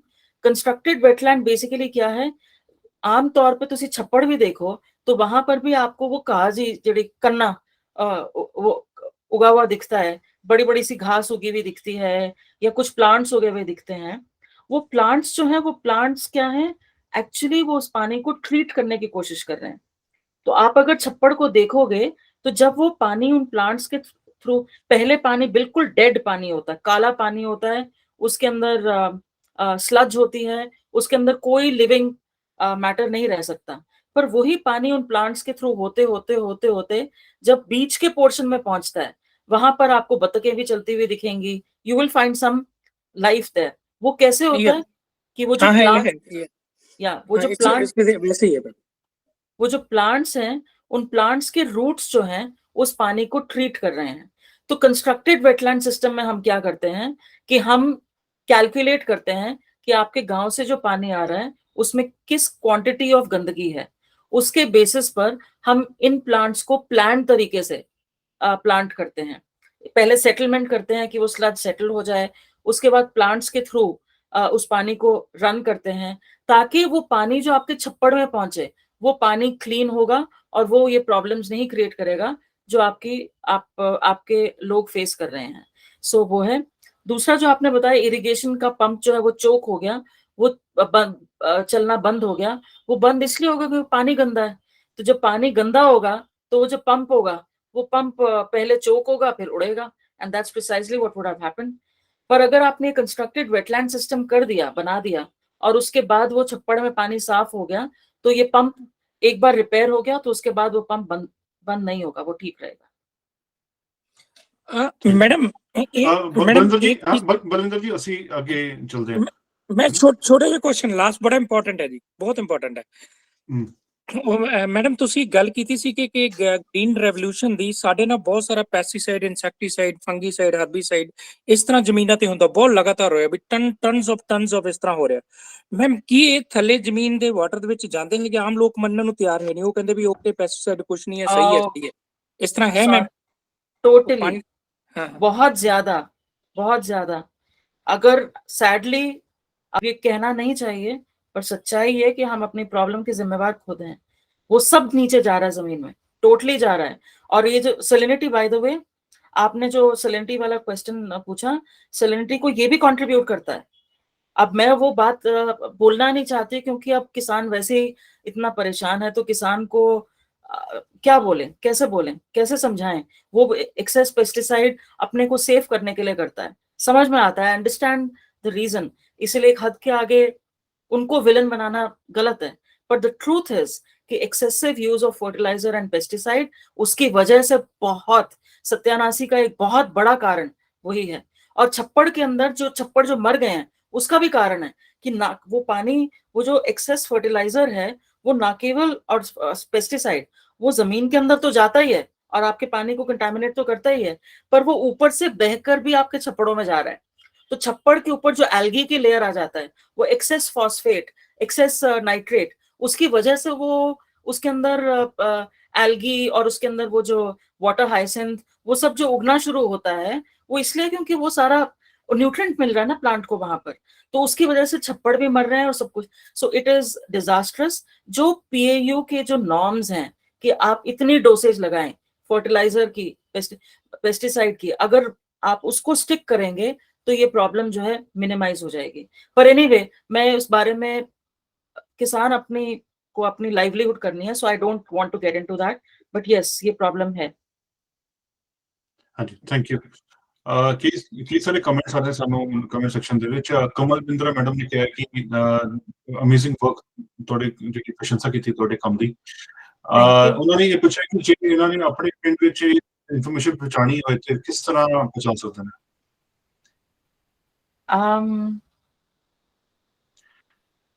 मतलब वो तो प्रोजेक्ट्स क्रिएटिंग ऑफ वेटलैंड्स, अपने छप्पड़ ਨੂੰ ਸਾਫ਼ ਕਰਨਾ, ਮੰਡੀਆਂ ਨੂੰ ਕਿਵੇਂ ਐਕਸੈਸ ਕਰਨਾ है, ये सारी इन्फॉर्मेशन बड़ी टीम हेल्प कर सकती है इन। तो दो चीजें हो सकती हैं कि एक तो हम आपकी हेल्प से अगर एक डॉक्यूमेंट प्रिपेयर कर दें, वो डॉक्यूमेंट शेयर हो सकता है। दूसरी चीज ये हो सकती है आप मेरे साथ उनकी एक कॉल फिक्स कर दीजिए, मैं बात कर लूंगी, जैसे आज बात कर रही हूँ। I am happy to talk to anybody who wants to talk to me. Okay, very good. मतलब कुछ पेन और ऑफ पेन है वो थोड़े ना बिल्कुल, नो प्रॉब्लम। ठीक है। एक ਸਾਨੂੰ ਇੱਕ ਹੋਰ ਕਮੈਂਟ ਆਇਆ ਵਿਕਾਸ ਰਤਨ ਗੋਲ ਸਾਹਿਬ ਦਾ, ਉਹ ਵੀ ਤੁਹਾਡੇ ਕੰਮ ਦੀ ਬੜੀ ਪ੍ਰਸ਼ੰਸਾ ਕਰ ਰਹੇ ਨੇ। ਉਹਨਾਂ ਦਾ ਬੇਸਿਕ ਕੁਐਸਚਨ ਮੇਰੇ ਖਿਆਲ ਤੁਸੀਂ ਆਨਸਰ ਕਰਤਾ, ਲੇਕਿਨ ਇੱਕ ਜਿਹੜਾ ਕੁਐਸਚਨ ਪੁੱਛਿਆ ਕਿ ਐਵਰੇਜ ਕਾਸਟ ਕੀ ਆਂਦੀ ਹੈ ਇੱਕ ਪਿੰਡ ਦੇ ਵਿੱਚ ਇਹ ਵਾਟਰ ਬੋਡੀ, ਵਾਟਰ ਕੰਜ਼ਰਵੇਸ਼ਨ ਬਣਾਉਣਾ ਅਪਰੋਕਸੀਮੇਟਲੀ? एक्चुअली वो बहुत सारी चीजों पे डिपेंड करता है, पर मैं ये कह सकती हूँ, मतलब किसी पिंड ਦੇ ਵਿੱਚ ਛੱਪੜ ਨਹੀਂ ਹੈ। हाँ, छप्पड़ नहीं है, जे छप्पड़ बनाना फ्रॉम स्क्रैच के बनाना है कितना? अब जैसे हमने अभी बनाए हैं तो एनीवेयर फ्रॉम 3 to 5 lakhs, 3 से 3 to 5-6 lakhs। मतलब अगर हम कच्चा छप्पड़ बनाते हैं, उसमें कोई स्टोन पिचिंग, मतलब कोई भी मेजनरी का वर्क अगर नहीं करते, अगर हम एक कच्चा छप्पड़ बनाते हैं तो वो जो है प्रॉपर छप्पड़, वो 4 to 5 lakhs में बन सकता है। ओके। और अगर आप मनरेगा को यूज करते हैं तो मनरेगा में लेबर मिल जाएगी, तो थोड़ा बहुत with little bit additional investment आराम से बन जाएगा। ਇਹਦੇ ਵਿੱਚ मनरेगा ही ਕੰਮ आ सकती है या कोई गवर्नमेंट की कोई स्कीम भी है हाँ जैसे बिल्कुल, नहीं इनफैक्ट मनरेगा तो बहुत काम आ सकती है। मनरेगा में ये बनाना ही मनरेगा में चाहिए, क्योंकि इसमें कोई, मनरेगा की प्रॉब्लम ये है कि मनरेगा आपको पैसा नहीं देता फॉर आइटम्स, ईंटों के लिए पैसा नहीं देगा, पर आपको लेबर के लिए पैसा देगा। तो ये जो छप्पड़ है वो लेबर को यूज करके बनाया जा सकता है, एंड सो जीरो कॉस्ट पे बन जाएगा। Thank you. ਹੱਥ ਕਰ ਕੀਤਾ ਜੀ ਸੁਖਪਾਲ ਢਿੱਲੋਂ ਸਾਹਿਬ, ਸਰ ਤੁਸੀਂ ਪੁੱਛੋ। ਹੈਲੋ, ਮੈਨੂੰ ਕਿਹਾ ਜੀ? ਹਾਂਜੀ, ਸਤਿ ਸ੍ਰੀ ਅਕਾਲ ਜੀ ਸਾਰਿਆਂ ਨੂੰ। ਸਤਿ ਸ਼੍ਰੀ ਅਕਾਲ ਜੀ। ਸਤਿ ਸ਼੍ਰੀ ਅਕਾਲ। ਮੈਡਮ ਬਹੁਤ ਤੁਸੀਂ ਵਧੀਆ ਇਕੱਲਾ ਕੰਮ ਨਹੀਂ ਕਰ ਰਹੇ, ਤੁਸੀਂ ਇੱਕ ਅਵੇਅਰਨੈਸ ਬਹੁਤ ਜ਼ਿਆਦਾ ਫੈਲਾ ਰਹੇ ਹੋ, ਤੇ ਮੇਰਾ ਖਿਆਲ ਹੈ ਕਿ ਤੁਸੀਂ ਬਹੁਤ ਸਾਰੇ ਲੋਕਾਂ ਨੂੰ ਇਸ ਤਰ੍ਹਾਂ ਕਰਨ ਵਾਸਤੇ ਤੁਸੀਂ ਹਲਾਸ਼ੇਰੀ ਵੀ ਦੇ ਰਹੇ ਹੋ, ਜਿਹੜਾ ਕੰਮ ਤੁਸੀਂ ਕਰ ਰਹੇ ਹੋ। ਥੈਂਕ ਯੂ ਮੈਡਮ, ਇੱਕ ਮੈਂ ਇਹ ਚਾਹੁੰਦਾ ਕਿ ਆਪਾਂ ਪਹਿਲਾਂ ਨਾ ਜਿਹੜੀ ਆਪਣੀ ਪ੍ਰੋਬਲਮ ਹੈ ਉਹਨੂੰ ਜੇ ਆਇਡੈਂਟੀਫਾਈ ਚੰਗੀ ਤਰ੍ਹਾਂ ਕਰ ਲਈਏ ਤਾਂ ਉਹਨੂੰ ਉਹਦਾ ਹੱਲ ਕੱਢਣਾ ਬੜਾ ਆਸਾਨ ਹੋ ਜਾਊਗਾ।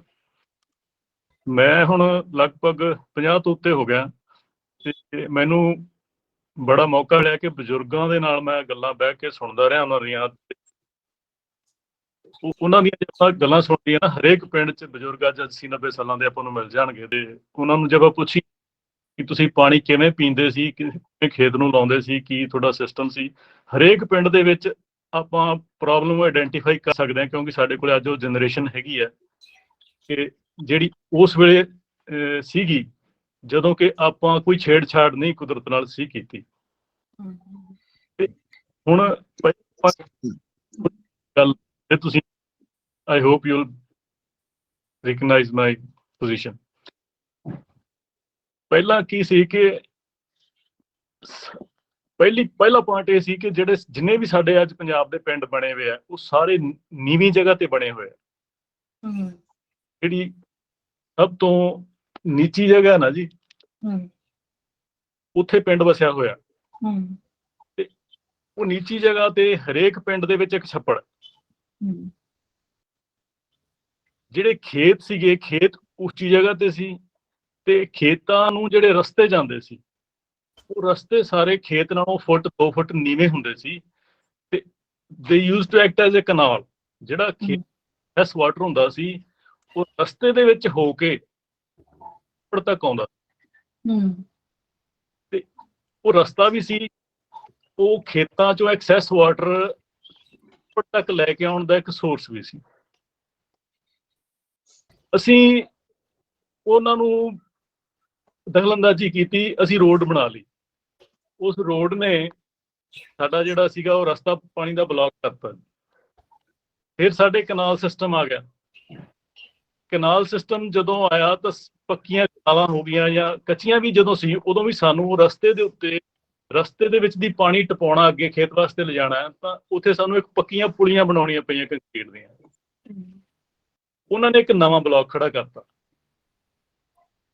ਰੇਲਵੇ ਲਾਈਨਾਂ ਜਦੋਂ ਆਈਆਂ ਨਾ ਜੀ, ਇਹਦੇ 'ਚ ਇੱਕ ਬੜੀ ਖੂਬਸੂਰਤ ਗੱਲ ਹੈ ਕਿ ਅੰਗਰੇਜ਼ਾਂ ਨੇ ਜਿਹੜੀਆਂ ਰੇਲਵੇ ਲਾਈਨਾਂ ਬਣਾਈਆਂ, ਉਹਦੇ 'ਚ ਉਹਨਾਂ ਨੇ ਇਸ ਗੱਲ ਦਾ ਬੜਾ ਖਾਸ ਖਿਆਲ ਰੱਖਿਆ। ਪਿਛਲੇ ਦਿਨਾਂ 'ਚ ਸਾਡੇ ਏਰੀਏ 'ਚ ਇੱਕ ਫਲੱਡ ਆਇਆ, ਤੇ ਇੱਕ ਜਗ੍ਹਾ ਉਹਦੇ ਤੇ 4 ਫੁੱਟ ਪਾਣੀ, 3 ਫੁੱਟ ਪਾਣੀ ਉੱਥੇ ਖੜਾ ਹੋ ਗਿਆ।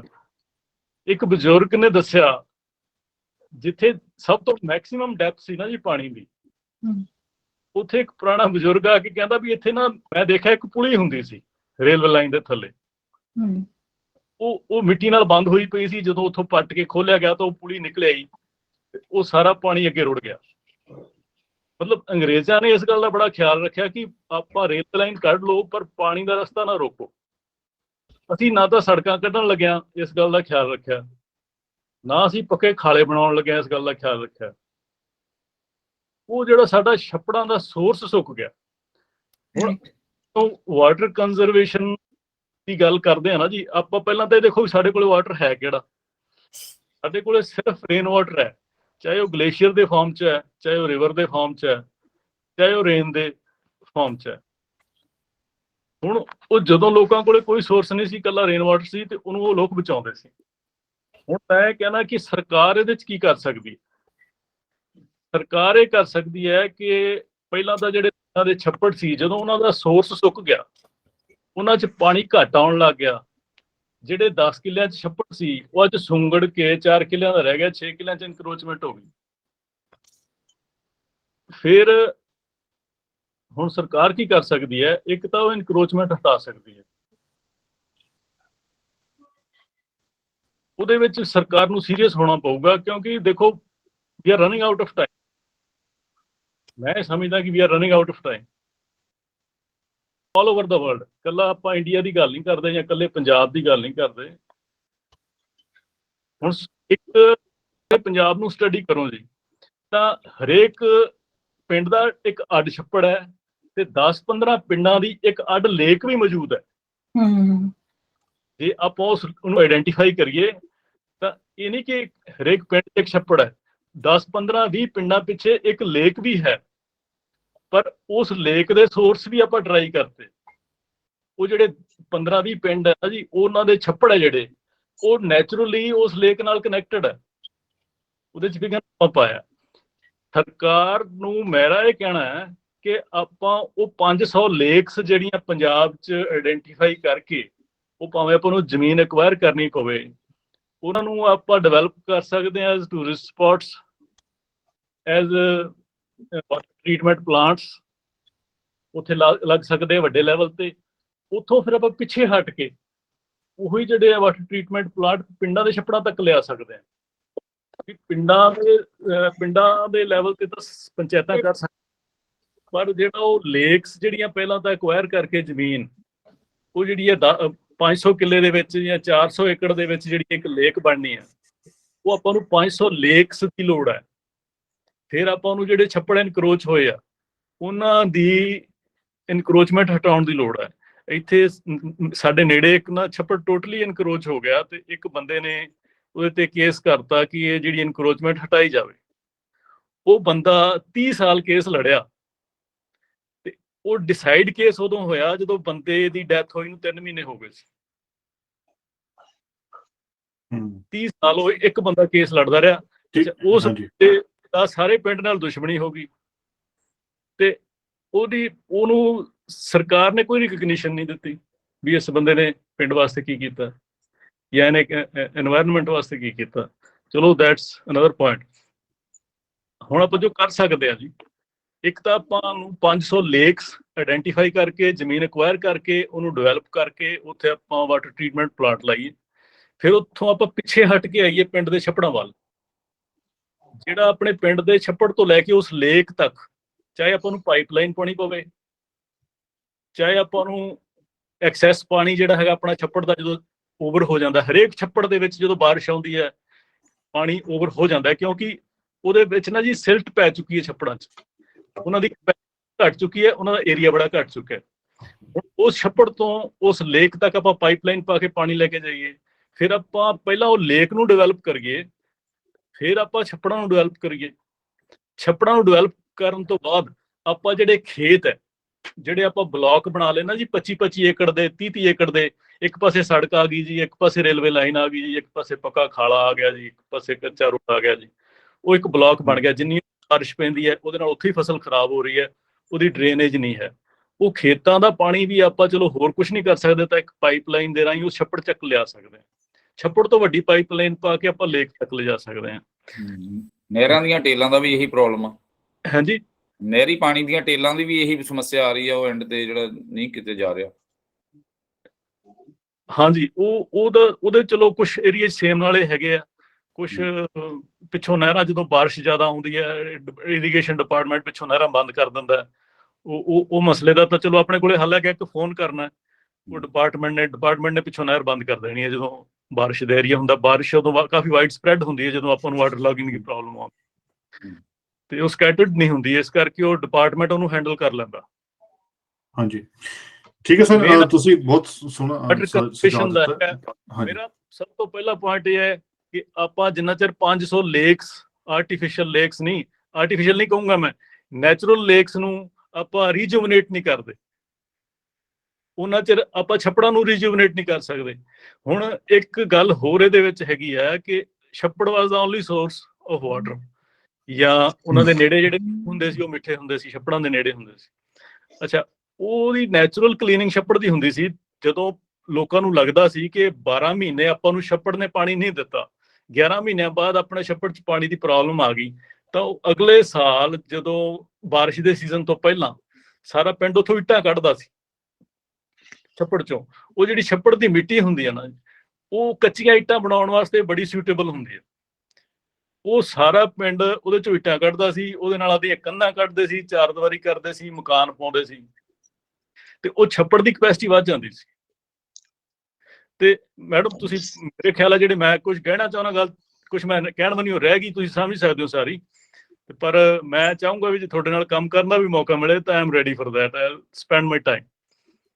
Thank you so much. You said all that needs to be done. So thank you very much. I'll certainly be in touch with you. Thank you. Thank you. Lal Singh ji, ਤੁਸੀਂ ਹੱਥ ਖੜਾ ਕੀਤਾ ਜੀ।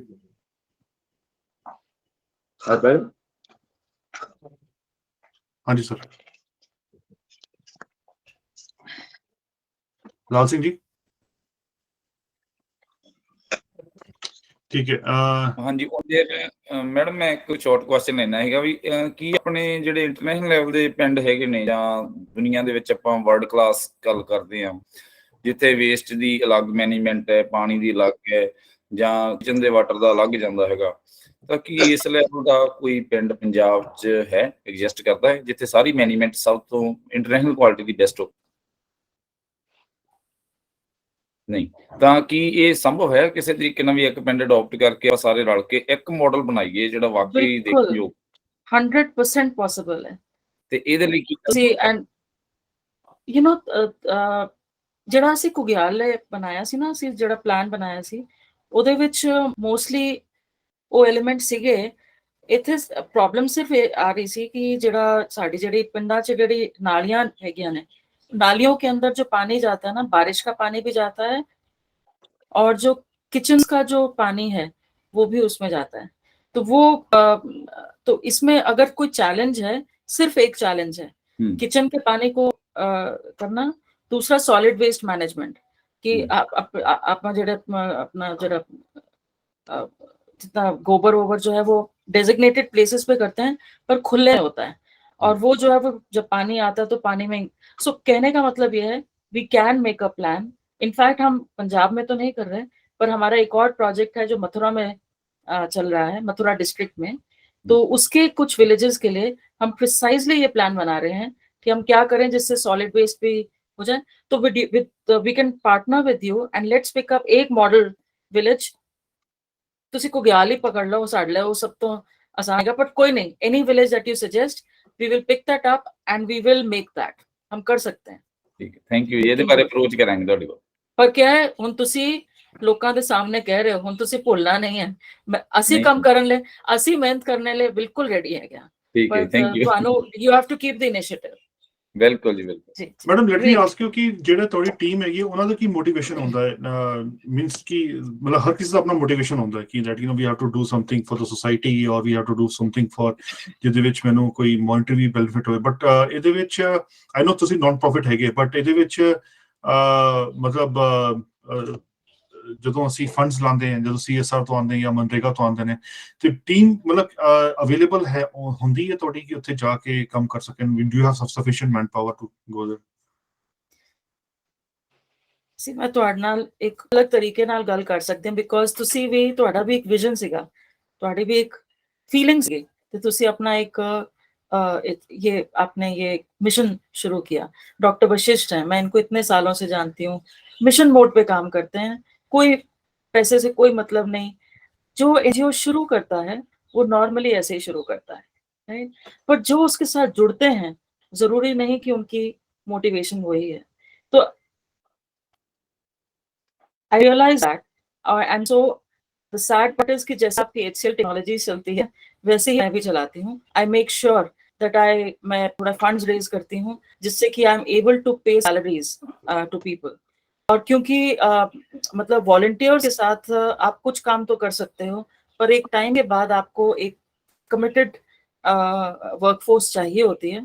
तो I have a mix of both. We have volunteers जिनके साथ हम काम करते हैं, पर मेरा जो कोर काम है वो मैं काम करती हूँ अपने टीम के साथ, जिनकी जो है मैं प्रोजेक्ट्स वगैरह लेती हूँ, उनकी सैलरीज के लिए अरेंजमेंट करती हूँ। So it's a team. Okay. So I have, हमारे पास इंजीनियर्स हैं, एनवायरमेंटल साइंटिस्ट्स हैं, हमारे पास मतलब एग्रीकल्चरल साइंटिस्ट्स हैं, एग्रीकल्चरल इंजीनियर्स हैं। उन सब के लिए जो है हम मतलब प्रोजेक्ट्स के थ्रू पे करते हैं। Okay, thank you. Just wanted to clarify. Ji. Thanks. Very motivated team. मतलब मिलनी बहुत मुश्किल है इस तर੍ਹਾਂ ਦੀ motivated team, but I am Yeah, really glad ਕਿ ਪੰਜਾਬ ਦੇ ਵਿੱਚ ਮਤਲਬ ਐਂਡ ਦੈਨ ਇੰਡੀਆ ਦੇ ਵਿੱਚ ਇਸ ਤਰ੍ਹਾਂ ਦੀ ਹੈਗੀ ਚੀਜ਼ਾਂ ਆਰਗੇਨਾਈਜੇਸ਼ਨਸ ਹੈਗੀਆਂ ਜਿਹਦੇ ਕਿ ਬਿਲਕੁਲ ਅਸੀਂ ਕਹਿੰਦੇ ਨਿਸ਼ਕਾਮ ਕੰਮ ਕਰਦੀਆਂ।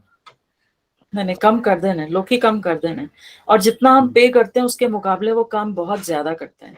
सो there are good people everywhere. Right. Amarjeet Singh Mann Sahib ਤੁਸੀਂ ਹੱਥ ਖੜਾ ਕੀਤਾ ਜੀ। ਸਤਿ ਸ਼੍ਰੀ ਅਕਾਲ ਮੈਡਮ, ਮੈਂ ਸਤਿ ਡਾਕਟਰ ਸ਼੍ਰੀ ਅਕਾਲ। ਅਮਰਜੀਤ ਸਿੰਘ ਮਾਨ ਸੰਗਰੂਰ ਤੋਂ। हाँ जी। ਤੁਹਾਡੀ ਗੱਲ ਬਿਲਕੁਲ ਠੀਕ ਹੈ। ਤੁਸੀਂ ਠੀਕ ਢੰਗ ਚੁਣਿਆ ਕਿ ਇੱਕ ਡਿਸਟ੍ਰਿਕਟ ਦੇ ਵਿੱਚ ਇੱਕ ਪੂਰਾ ਮਤਲਬ ਮਾਡਲ ਕ੍ਰੀਏਟ ਕਰ ਦਈਏ।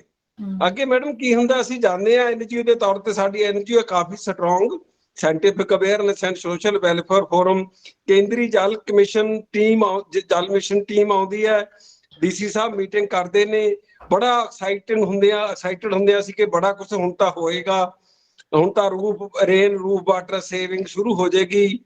ਤੇ ਅਲਟੀਮੇਟਲੀ ਉਹ ਮੀਟਿੰਗਾਂ ਦਾ ਰਿਜ਼ਲਟ ਕਦੇ ਵੀ ਕੁਝ ਵੀ ਨਹੀਂ ਨਿਕਲਿਆ ਜੀ। ਇੱਕ ਟਾਈਮ ਵੇਸਟ ਹੁੰਦਾ ਹੈ। ਜਦੋਂ ਮੀਟਿੰਗ ਹੋਈ ਅਸੀਂ ਇਮੀਡੀਏਟਲੀ ਅਸੀਂ ਸਹਿਯੋਗ ਸਕੂਲ ਆਫ ਸਪੈਸ਼ਲ ਐਜੂਕੇਸ਼ਨ ਸ਼ੁਰੂ ਕੀਤਾ। ਅਸੀਂ ਉਹਦਾ ਰੇਨ ਰੂਫ ਵਾਟਰ ਪਾਈਪਾਂ ਪਾ ਕੇ ਥੱਲੇ ਚਾਰਜ ਕਰਨਾ ਸ਼ੁਰੂ ਕੀਤਾ। ਮੈਂ ਜ਼ੋਰ ਲਾ ਲਿਆ ਕਿ ਕਮ ਸੇ ਕਮ ਡਿਪਟੀ ਕਮਿਸ਼ਨਰ ਆਫਿਸ ਦੇ ਵਿੱਚ ਤਾਂ ਰੇਨ ਵਾਟਰ ਸੇਵਿੰਗ ਹੋ ਜੇ, ਜਾਂ ਚੀਫ ਐਗਰੀਕਲਚਰ ਅਫਸਰ ਜਿਨ੍ਹਾਂ ਨੇ ਇੱਕ ਰਾਹ ਦਿਖੇਵਾ ਬਣਨਾ ਉੱਥੇ ਤਾਂ ਇਹ ਰੇਨ ਵਾਟਰ ਸੇਵਿੰਗ ਹੋ ਜੇ। ਨਹੀਂ ਕਰਦੇ ਜੀ। ਹੁਣ ਤੁਸੀਂ ਇੱਕ ਮਾਡਲ ਕ੍ਰੀਏਟ ਕਰ ਦਿਓਗੇ ਇੱਕ ਡਿਸਟ੍ਰਿਕਟ ਹੁਸ਼ਿਆਰਪੁਰ 'ਚ, ਤਾਂ ਉਹ ਪੂਰੇ ਪੰਜਾਬ 'ਚ ਕਰਿਆ ਜਾ ਸਕੇਗਾ। ਜ਼ਰੂਰੀ ਹੈ ਜੀ। ਸਭ ਤੋਂ ਮੈਂ ਹਮੇਸ਼ਾ 2011 ਦੀ ਉਦਾਹਰਨ ਦਿੰਦਾ ਹੁੰਦਾ। ਤਾਮਿਲਨਾਡੂ ਦੇ ਮੈਡਮ ਜਿਹੜੇ ਚੀਫ ਮਿਨਿਸਟਰ ਸੀ ਜੈਲਲਿਤਾ, ਉਹਨਾਂ ਨੇ ਪਿੰਡ ਲੈਵਲ ਤਾਂ ਹੀ ਕਰਤਾ ਸੀ ਕੰਪਲਸਰੀ ਕਿ ਹਰ ਘਰ ਦੀ ਛੱਤ ਤੋਂ ਪਾਣੀ ਰੀਚਾਰਜ ਕੀਤਾ ਜਾਏਗਾ। 6 ਮਹੀਨੇ ਬਹੁਤ ਵਿਰੋਧ ਹੋਇਆ ਜੀ, ਧਰਨੇ ਮੁਜ਼ਾਹਰੇ। 6 ਮਹੀਨੇ ਬਾਅਦ ਲੋਕ ਸਮਝ ਕੇ ਕਿ ਤਾਂ ਬਹੁਤ ਸਾਡੇ ਲਈ ਲਾਹੇਵੰਦ ਹੈ, ਤਾਂ ਉਹ ਬਿਲਕੁਲ ਲਾਗੂ ਕਰਨਾ ਚਾਹੀਦਾ ਜੀ। ਨਹੀਂ ਕਰਿਆ ਜਾਂਦਾ। ਹਰ ਕਿਸਾਨ ਦੇ ਖੇਤ ਦੇ ਵਿੱਚ ਉਹਨਾਂ ਨੂੰ ਮੋਟੀਵੇਟ ਕਰਕੇ ਇੱਕ ਕੋਈ 10 ਫੁੱਟ ਬਾਈ 10 ਫੁੱਟ ਦਾ, 20 ਫੁੱਟ ਬਾਈ 20 ਫੁੱਟ ਦਾ ਉਹਦੀ ਜ਼ਮੀਨ ਮੁਤਾਬਕ ਇੱਕ ਪਾਣੀ ਦਾ ਪੌਂਡ ਤਲਾਅ ਹੋ ਸਕਦਾ ਹੈ। ਜਿਹੜੇ ਪਿੰਡਾਂ ਦੇ ਪਹੇ ਹੈਗੇ ਜੀ ਛੱਪੜ ਨੇ, ਬਾਬਾ ਸੀਚੇਵਾਲ ਜੀ ਦਾ ਜਿਹੜਾ ਮਾਡਲ ਹੈ ਕਿ ਇੱਕ ਪੌਂਡ ਤੋਂ ਦੂਜੇ ਫਿਰ ਤੀਜੇ ਚਲਾ ਗਿਆ, ਉਹ ਸਸਤਾ ਹੈਗਾ। ਪਿੰਡਾਂ 'ਚ ਉਹ ਹੋ ਸਕਦਾ ਹੈ। ਸ਼ਹਿਰਾਂ ਦੇ ਵਿੱਚ ਸੀਵਰੇਜ ਟ੍ਰੀਟਮੈਂਟ ਪਲਾਂਟ ਕਿੰਨੇ ਸਾਲ ਹੋ ਗਏ ਜੀ ਬਣਦੇ ਨੂੰ, ਕੋਈ ਕੰਪਲੀਟ ਨਹੀਂ ਕਰਦੇ। ਜੇ ਕੰਪਲੀਟ ਕੀਤਾ, ਅਸੀਂ ਵਿਜ਼ਿਟ ਕਰਕੇ ਆਏ ਜੀ ਸਨਾਮ ਸੰਗਰੂਰ ਦੇ ਨੇੜੇ, ਅੱਗੇ ਖਨੌਰੀ, ਮੂਨਕ, ਕਿਤੇ ਵੀ ਉਹ ਪਾਣੀ ਨੂੰ ਫਿਰ ਯੂਜ਼ ਨਹੀਂ ਕਰਦੇ। ਉਹ ਫੇਰ ਮੁੜ ਕੇ ਵੇਸਟ ਹੀ ਚਲਾ ਜਾਂਦਾ ਹੈ। ਤੇ ਇਹ ਬਹੁਤ ਸਾਰਾ ਕੁਝ ਢੰਗ ਹੈ। ਡਾਕਟਰ ਚਮਨ ਲਾਲ ਵਸਿਸ਼ਟ ਜੀ ਤੁਸੀਂ ਦੱਸਿਆ, ਉਹਨਾਂ ਨੇ ਸਾਨੂੰ ਸਿਖਾਇਆ ਕਿ ਪਾਣੀ ਤੋਂ ਬਚੋ, ਪਾਣੀ ਬਚਾਓ ਨਹੀਂ ਹੈ। ਉਹਨਾਂ ਨੇ ਨਾਰਾ ਬਣਾਇਆ ਪਾਣੀ ਤੋਂ ਬਚੋ, ਸਾਰੀ ਜ਼ਮੀਨ ਖੇਤੀ ਬੈਡਾਂ ਤੇ ਕਰੋ, 80% ਪਾਣੀ ਬਚ ਜਾਂਦਾ ਜੀ। ਪਾਕਿਸਤਾਨ ਦਾ ਪਿਕਨਿਕ ਗਰੁੱਪ ਉਹਨਾਂ ਨੇ ਸਾਨੂੰ ਸਿਖਾਇਆ ਕਿ ਸਾਬ ਸੋਇਲਰ ਮਾਰੋ, ਤਿੱਖੀ ਚੁੰਝ ਵਾਲਾ ਹਲ, ਉਹਦੇ ਨਾਲ ਪਾਣੀ ਜਿਹੜੀ ਥੱਲੇ ਕੜ ਬਣ ਗਈ ਹੈ ਝੋਨੇ ਦੇ ਨਾਲ, ਅਸੀਂ ਸਿਮੈਂਟਡ ਕੜ ਬਣਾਤੀ, ਪਾਣੀ ਥੱਲੇ ਜਾਂਦਾ ਨਹੀਂ, ਤਾਂਹੀਓ ਅੱਗੇ ਅੱਗੇ ਚਲੀ ਜਾਂਦਾ ਜੀ। ਕਿਸਾਨ ਲੜਦੇ ਨੇ, ਅੱਗੇ ਤੋੜ ਦਿੰਦੇ ਨੇ। ਉਹ ਅਸੀਂ ਸਾਬ ਸੋਇਲਰ ਮਾਰਿਆ, ਜ਼ਮੀਨਾਂ 'ਚੋਂ ਪਾਣੀ ਥੱਲੇ ਚਾਰਜ ਹੋ ਜਾਂਦਾ ਜੀ। ਤਾਂ ਮਤਲਬ ਢੰਗ ਤਾਂ ਬਹੁਤ ਵਧੀਆ ਨੇ ਔਰ ਬਹੁਤ ਸੌਖੇ ਨੇ ਜੀ, ਪਰ ਲਾਗੂ ਨਹੀਂ ਹੁੰਦੇ। ਜੇ ਤੁਸੀਂ ਹੁਣ ਆਏ ਹੋ, ਸਾਡੇ ਲਈ ਖੁਸ਼ੀ ਦੀ ਗੱਲ ਹੈ। ਮਿਸ਼ਨ ਗ੍ਰਾਮ ਸਭਾ ਨੇ ਤੁਹਾਨੂੰ ਸਟੇਜ ਤੇ ਲਿਆਂਦਾ ਹੈ। ਅਸੀਂ ਤੁਹਾਡੇ ਨਾਲ ਬਿਲਕੁਲ ਡਿਸਟ੍ਰਿਕਟ ਸੰਗਰੂਰ 'ਚੋਂ ਵੀ ਕੋਆਪਰੇਟ ਕਰਾਂਗੇ, ਹੋਰ ਡਿਸਟ੍ਰਿਕਟ 'ਚੋਂ ਵੀ ਕਰਨਗੇ। ਇੱਕ ਮਾਡਲ ਕ੍ਰੀਏਟ ਕਰ ਦਿਓ ਤਾਂ ਕਿ ਦੂਜਿਆਂ ਨੂੰ ਦਿਖਾਇਆ ਜਾ ਸਕੇ ਜੀ। Thank you very much. ठीक है जी, थैंक यू, करेंगे। ਲਾਲ ਸਿੰਘ ਜੀ ਦੀ ਵਾਰੀ ਮੈਨੂੰ ਕਰੇਗੀ। ਹਾਂਜੀ, ਹੈਲੋ ਹਾਂਜੀ ਰਮਨਪਾਲ ਹਾਂਜੀ ਲਾਲ ਸਿੰਘ ਜੀ। ਮੈਡਮ, ਸਤਿ ਸ੍ਰੀ ਅਕਾਲ। सत ਤੇ श्री ਬਹੁਤ अकाल जी। ਅੱਛਾ, ਤੁਹਾਡੀਆਂ ਗੱਲਾਂ ਸੁਣ ਕੇ ਬੜਾ ਅੱਛਾ ਲੱਗਿਆ।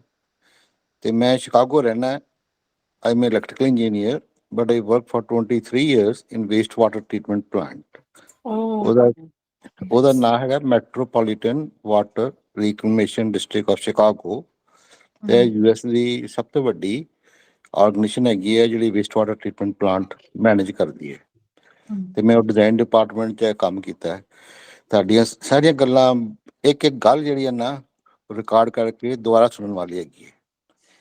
ਤੇ ਹੁਣੇ ਥੋੜੀ ਦੇਰ ਪਹਿਲਾਂ ਗੱਲ ਕੀਤੀ ਸੀ ਸੁਖਪਾਲ ਸਿੰਘ ਹੋਰਾਂ ਨੇ ਕਿ ਰੇਲਵੇ ਲਾਈਨ ਦੀ ਕਿ ਉਹ ਬਲੌਕ ਸੀਗਾ। ਅਮਰੀਕਾ 'ਚ ਬਹੁਤ ਹਾਈਵੇਜ਼ ਨੇ, ਜਿੰਨੇ ਵੀ ਹਾਈਵੇਜ਼ ਨੇ ਉਹ ਸਾਰੇ ਰੇਜ਼ਡ ਹੁੰਦੇ ਨੇ ਜ਼ਮੀਨ ਤੋਂ ਉੱਪਰ। ਉੱਥੇ ਪੱਕਾ ਧਿਆਨ ਦਿੱਤਾ ਜਾਂਦਾ ਹੈ ਕਿ ਹਾਈਵੇ ਦੇ ਥੱਲੇ ਟਨਲ ਜ਼ਰੂਰ ਹੁੰਦੀ ਹੈ। ਤੇ ਜਿਹੜੀ ਡਰੇਨੇਜ ਸਿਸਟਮ ਹੈ ਉਹਦੇ ਲਈ ਇੱਕ ਬਹੁਤ ਵੱਡਾ ਪਾਵਰਫੁਲ ਡਿਪਾਰਟਮੈਂਟ ਹੈ। ਉਹਨੂੰ ਕਾਰਪ ਆਫ ਇੰਜੀਨੀਅਰਸ ਦੇ ਅੰਡਰ ਆਉਂਦਾ ਹੈ, United States COE, corps of engineers. ਉਹ ਇੰਜੀਨੀਅਰਸ ਨੇ ਜਿਹੜਾ ਪਾਣੀ ਦਾ ਫਲੋ ਮੈਨੇਜ ਕਰਦੇ ਨੇ।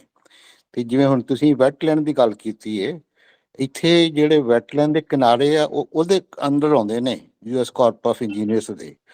ਤੇ ਉਹਦੇ ਵਿੱਚ ਉਹਨਾਂ ਨੇ ਪੌਦੇ ਲਾਏ ਹੁੰਦੇ ਨੇ ਕਿਨਾਰਿਆਂ ਤੇ।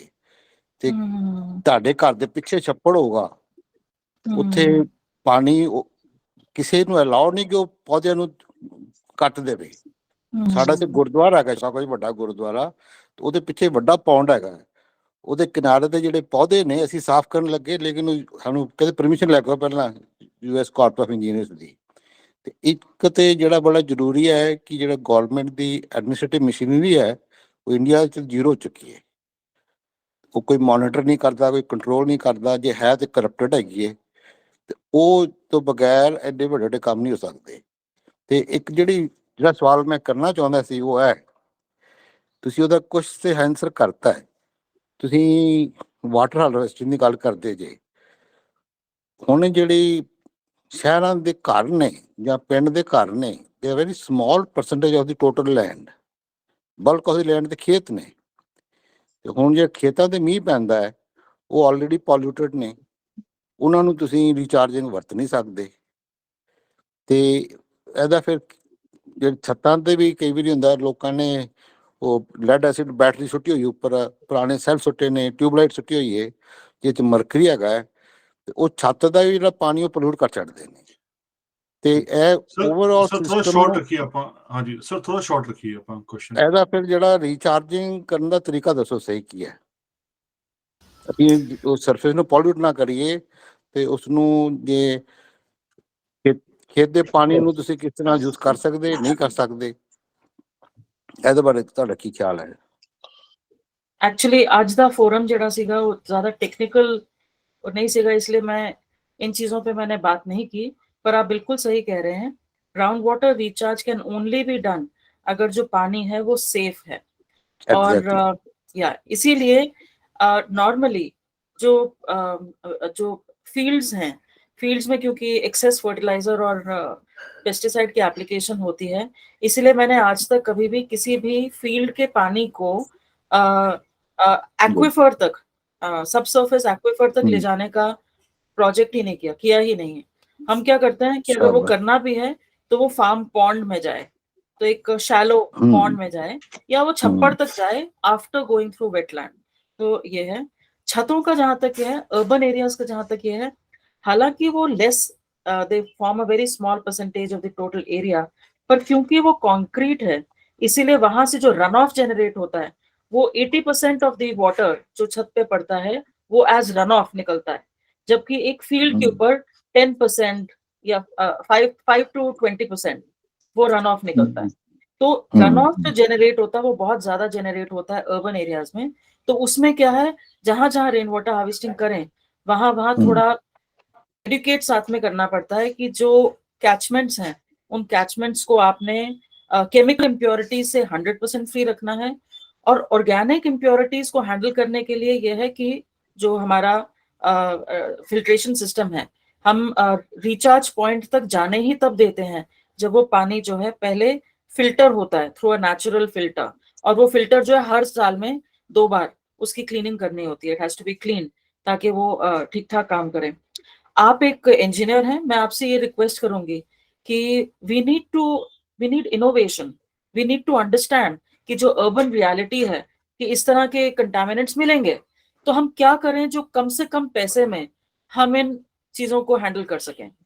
अब जैसे मैं आपको एक एग्जांपल देती हूँ कि मुझे मालूम है कि कुछ जगहें ऐसी हैं जहां पर लोग क्या करेंगे कि घर के बर्तन जो हैं वो बालकनी में साफ करेंगे।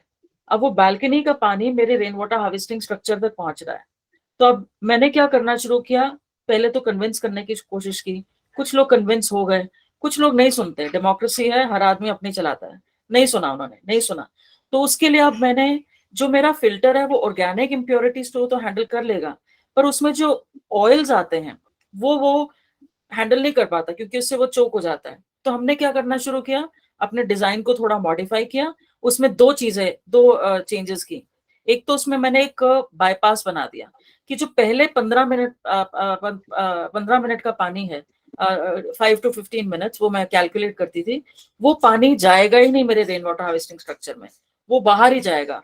तो पहली राउंड ऑफ क्लीनिंग जो है वो सो एक बाईपास बना दिया कि पहले 5 to 15 मिनट्स का पानी रेन वाटर हार्वेस्टिंग में जाएगा ही नहीं। और एंड मैंने पहले शटर सिस्टम लगाया है कि लोगों को कहा कि 5 मिनट के बाद शटर खोल देना, कोई नहीं खोलता होता था। तो फिर मैंने कहा छोड़ो परे, वो 5 से 15% पानी को वेस्ट जाने दो। तो वो वेस्ट जाता था पर वो क्लीनिंग करता था। And the other thing that I did was कि मेरे फिल्टर से पहले मैंने ग्रीस ट्रैप बनाना शुरू कर दिया।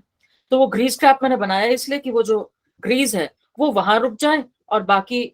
सो कहने का मेरा मतलब यह है, engineers like you can contribute so much with easy to do। और जनता अपनी व्यू नहीं चेंज करेगा, लोगों के पास बहुत स्यापे हैं, वो अपनी लाइफ में एक और स्यापा नहीं ऐड करेंगे, but what we can do is through technology make it easy for them to just do the right thing, and so that is what I would request you to do. Help me. Jyoti ji, I can volunteer for you. कोई भी Thank काम you. हो, I will work for you for free. Thank you so much. I'll be in touch. Thank you very much. Thank you. Bhairav ji, Bhairavi हरवीत।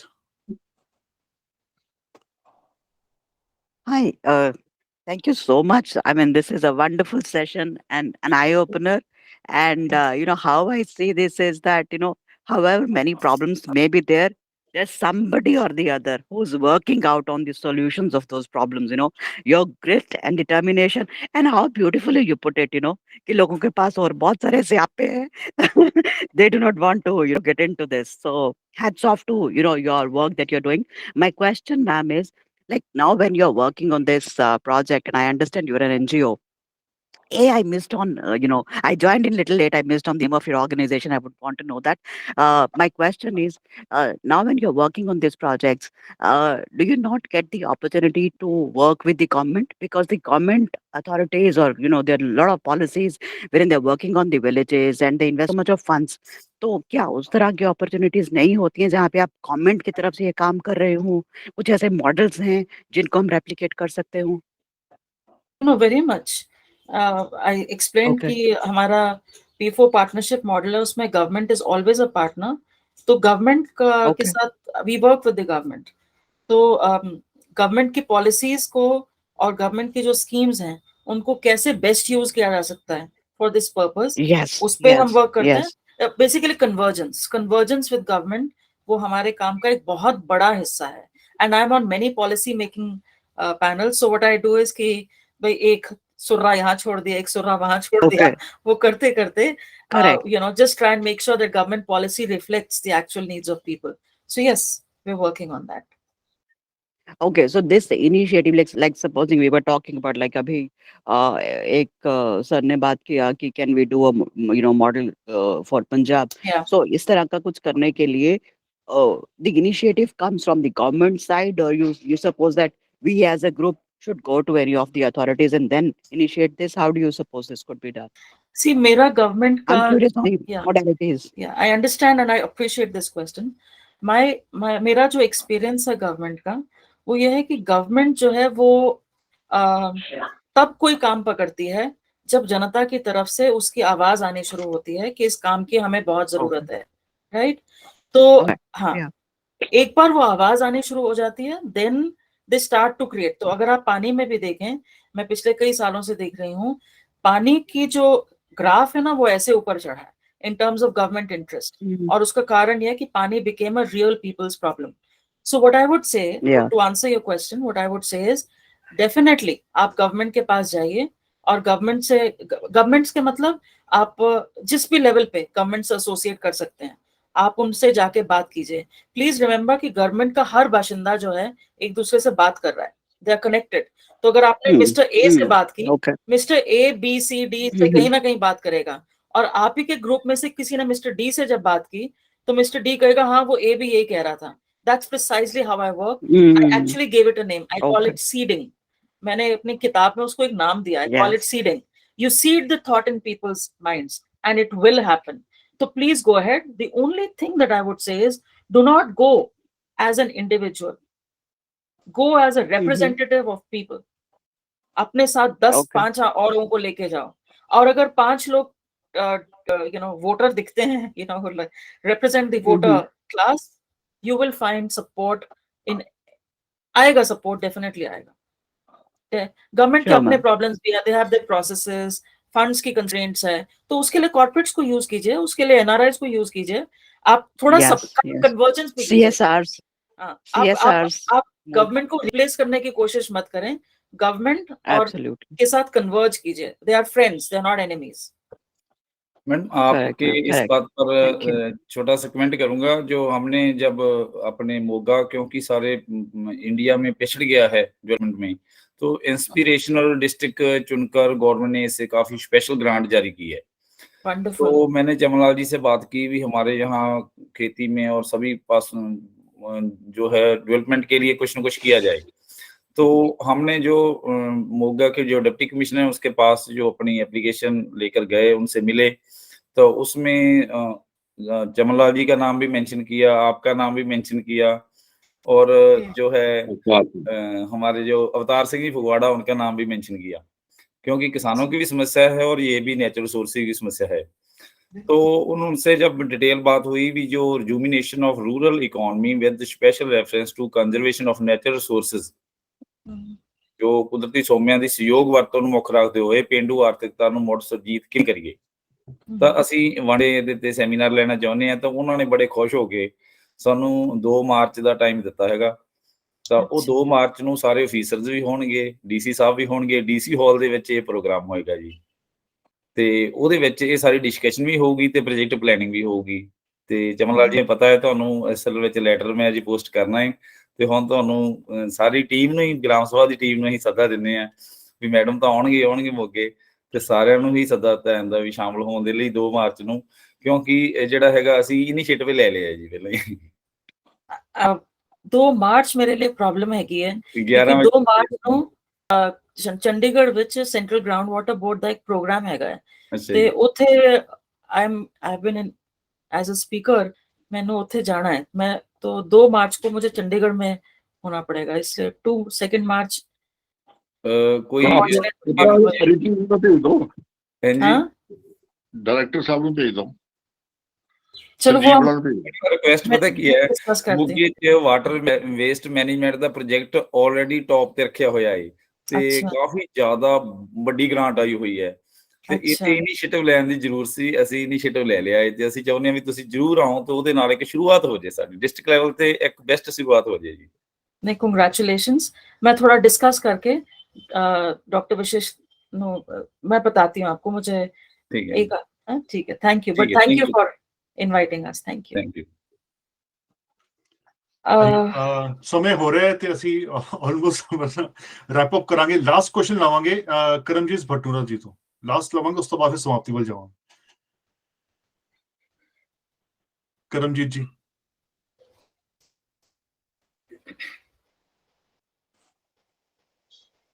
Okay madam, ਤੁਹਾਡੇ ਤੋਂ ਅਸੀਂ ਹਾਂਜੀ। I got it. ज्योति जी ਦਾ ਬਹੁਤ thank you so much madam Jyoti ji, ਬਹੁਤ ਅੱਛੀ ਕਰੇ ਕੀਤਾ ਹੈ, ਬਹੁਤ information, rather it is very educative and very thought provoking। ਅੱਛਾ, ਬਾਕੀ ਗੱਲ ਮੈਂ ਇੱਕ ਕੁਐਸਚਨ ਮੇਰਾ ਇਹ ਸੀਗਾ ਕਿ going to back to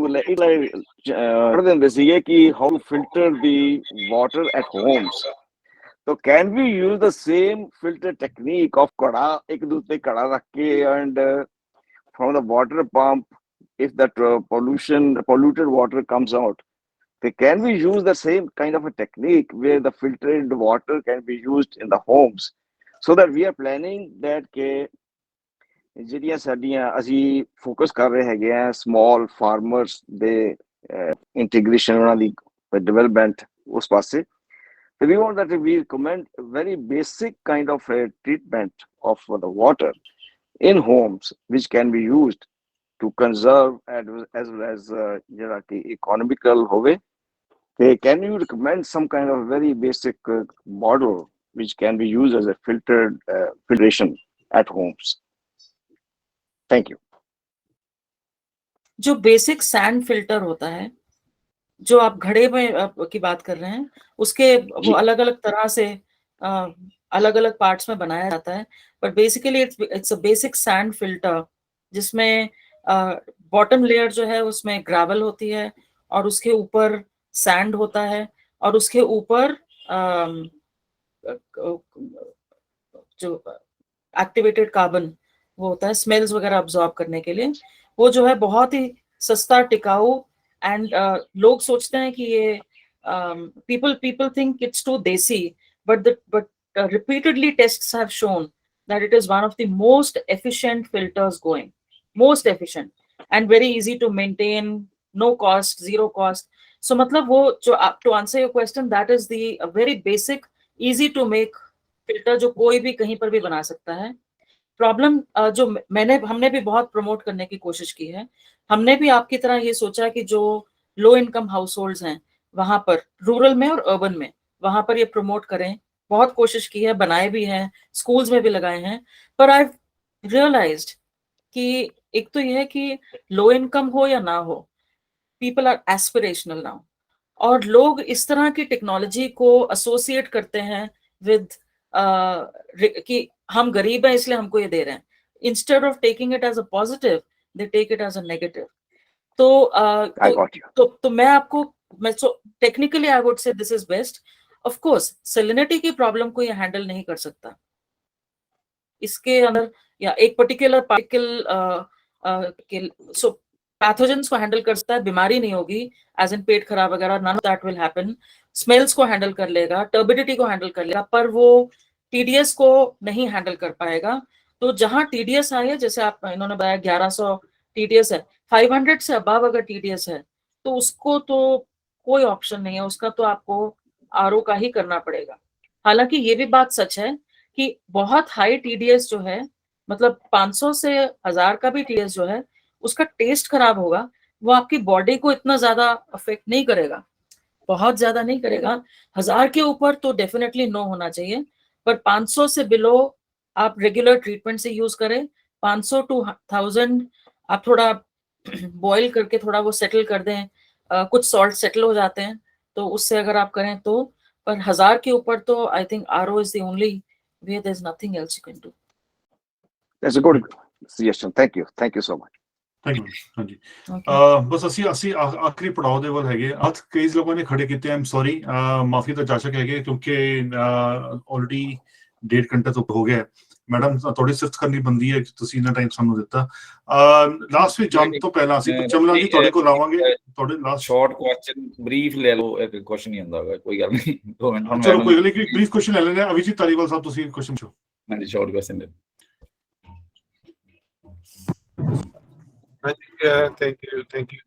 सो एक ਮੈਨੂੰ ਨਾ ਥੋੜੀ ਜਿਹੀ ਇੱਕ ਡਾਊਟ ਸੀਗਾ ਵੀ ਜਿਹੜਾ ਹੁਣ ਲਾਸਟ ਕੁਐਸਚਨ ਸੀਗਾ, ਅਦਰ ਦੈਨ ਦੈਟ ਇਟਸ ਬਹੁਤ ਹੀ ਵਧੀਆ ਸੈਸ਼ਨ ਹੈਗਾ, ਬਹੁਤ ਸੀ ਜਾਣਕਾਰੀ, ਬਹੁਤ ਚੰਗੇ ਤਰੀਕੇ ਨਾਲ ਇਹ ਕਰ ਰਹੇ ਹੋ ਕੋਲੇਟ। ਤੇ ਜਦੋਂ ਆਪਾਂ ਗੱਲ ਕਰਦੇ ਹੈਗੇ ਆ ਪਿੰਡਾਂ ਦੇ ਵਿੱਚ ਪਾਣੀ ਦੀ, ਤਾਂ ਉਹ WHO ਦਾ ਪ੍ਰੋਜੈਕਟ ਵੀ ਚੱਲ ਰਿਹਾ ਹੈਗਾ ਜਿਹਦੇ ਅੰਡਰ आरओज वगैरह लग रहे हैगे, ਉਹਦੇ ਨਾਲ नहीं ओवरलैप कर सकते ਆਪਾਂ ਇਹਨਾਂ ਨੂੰ? नहीं, पंजाब में अभी जो प्रोजेक्ट वर्ल्ड बैंक का प्रोजेक्ट चल रहा था टू मेक श्योर कि हर घर में नल लग जाए, सो इनफैक्ट पंजाब ने लीड ली थी इंडिया में कि 100% water access in every household, वो पंजाब में सबसे पहले हुआ है. सो दैट वे वो वर्ल्ड बैंक का प्रोजेक्ट था.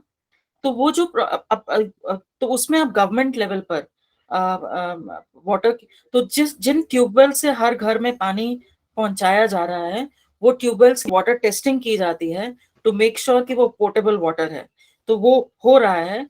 पर यहाँ पर जो चीज रिकॉग्नाइज करने वाली है वो ये है कि जब पाइपलाइन बिछती है, तो पाइपलाइन में अगर कहीं पर भी कोई गैप्स होते हैं या कुछ ब्रेकेज हो जाती है, तो उसके थ्रू कंटामिनेंट्स पूरे सिस्टम में पहुंच जाते हैं.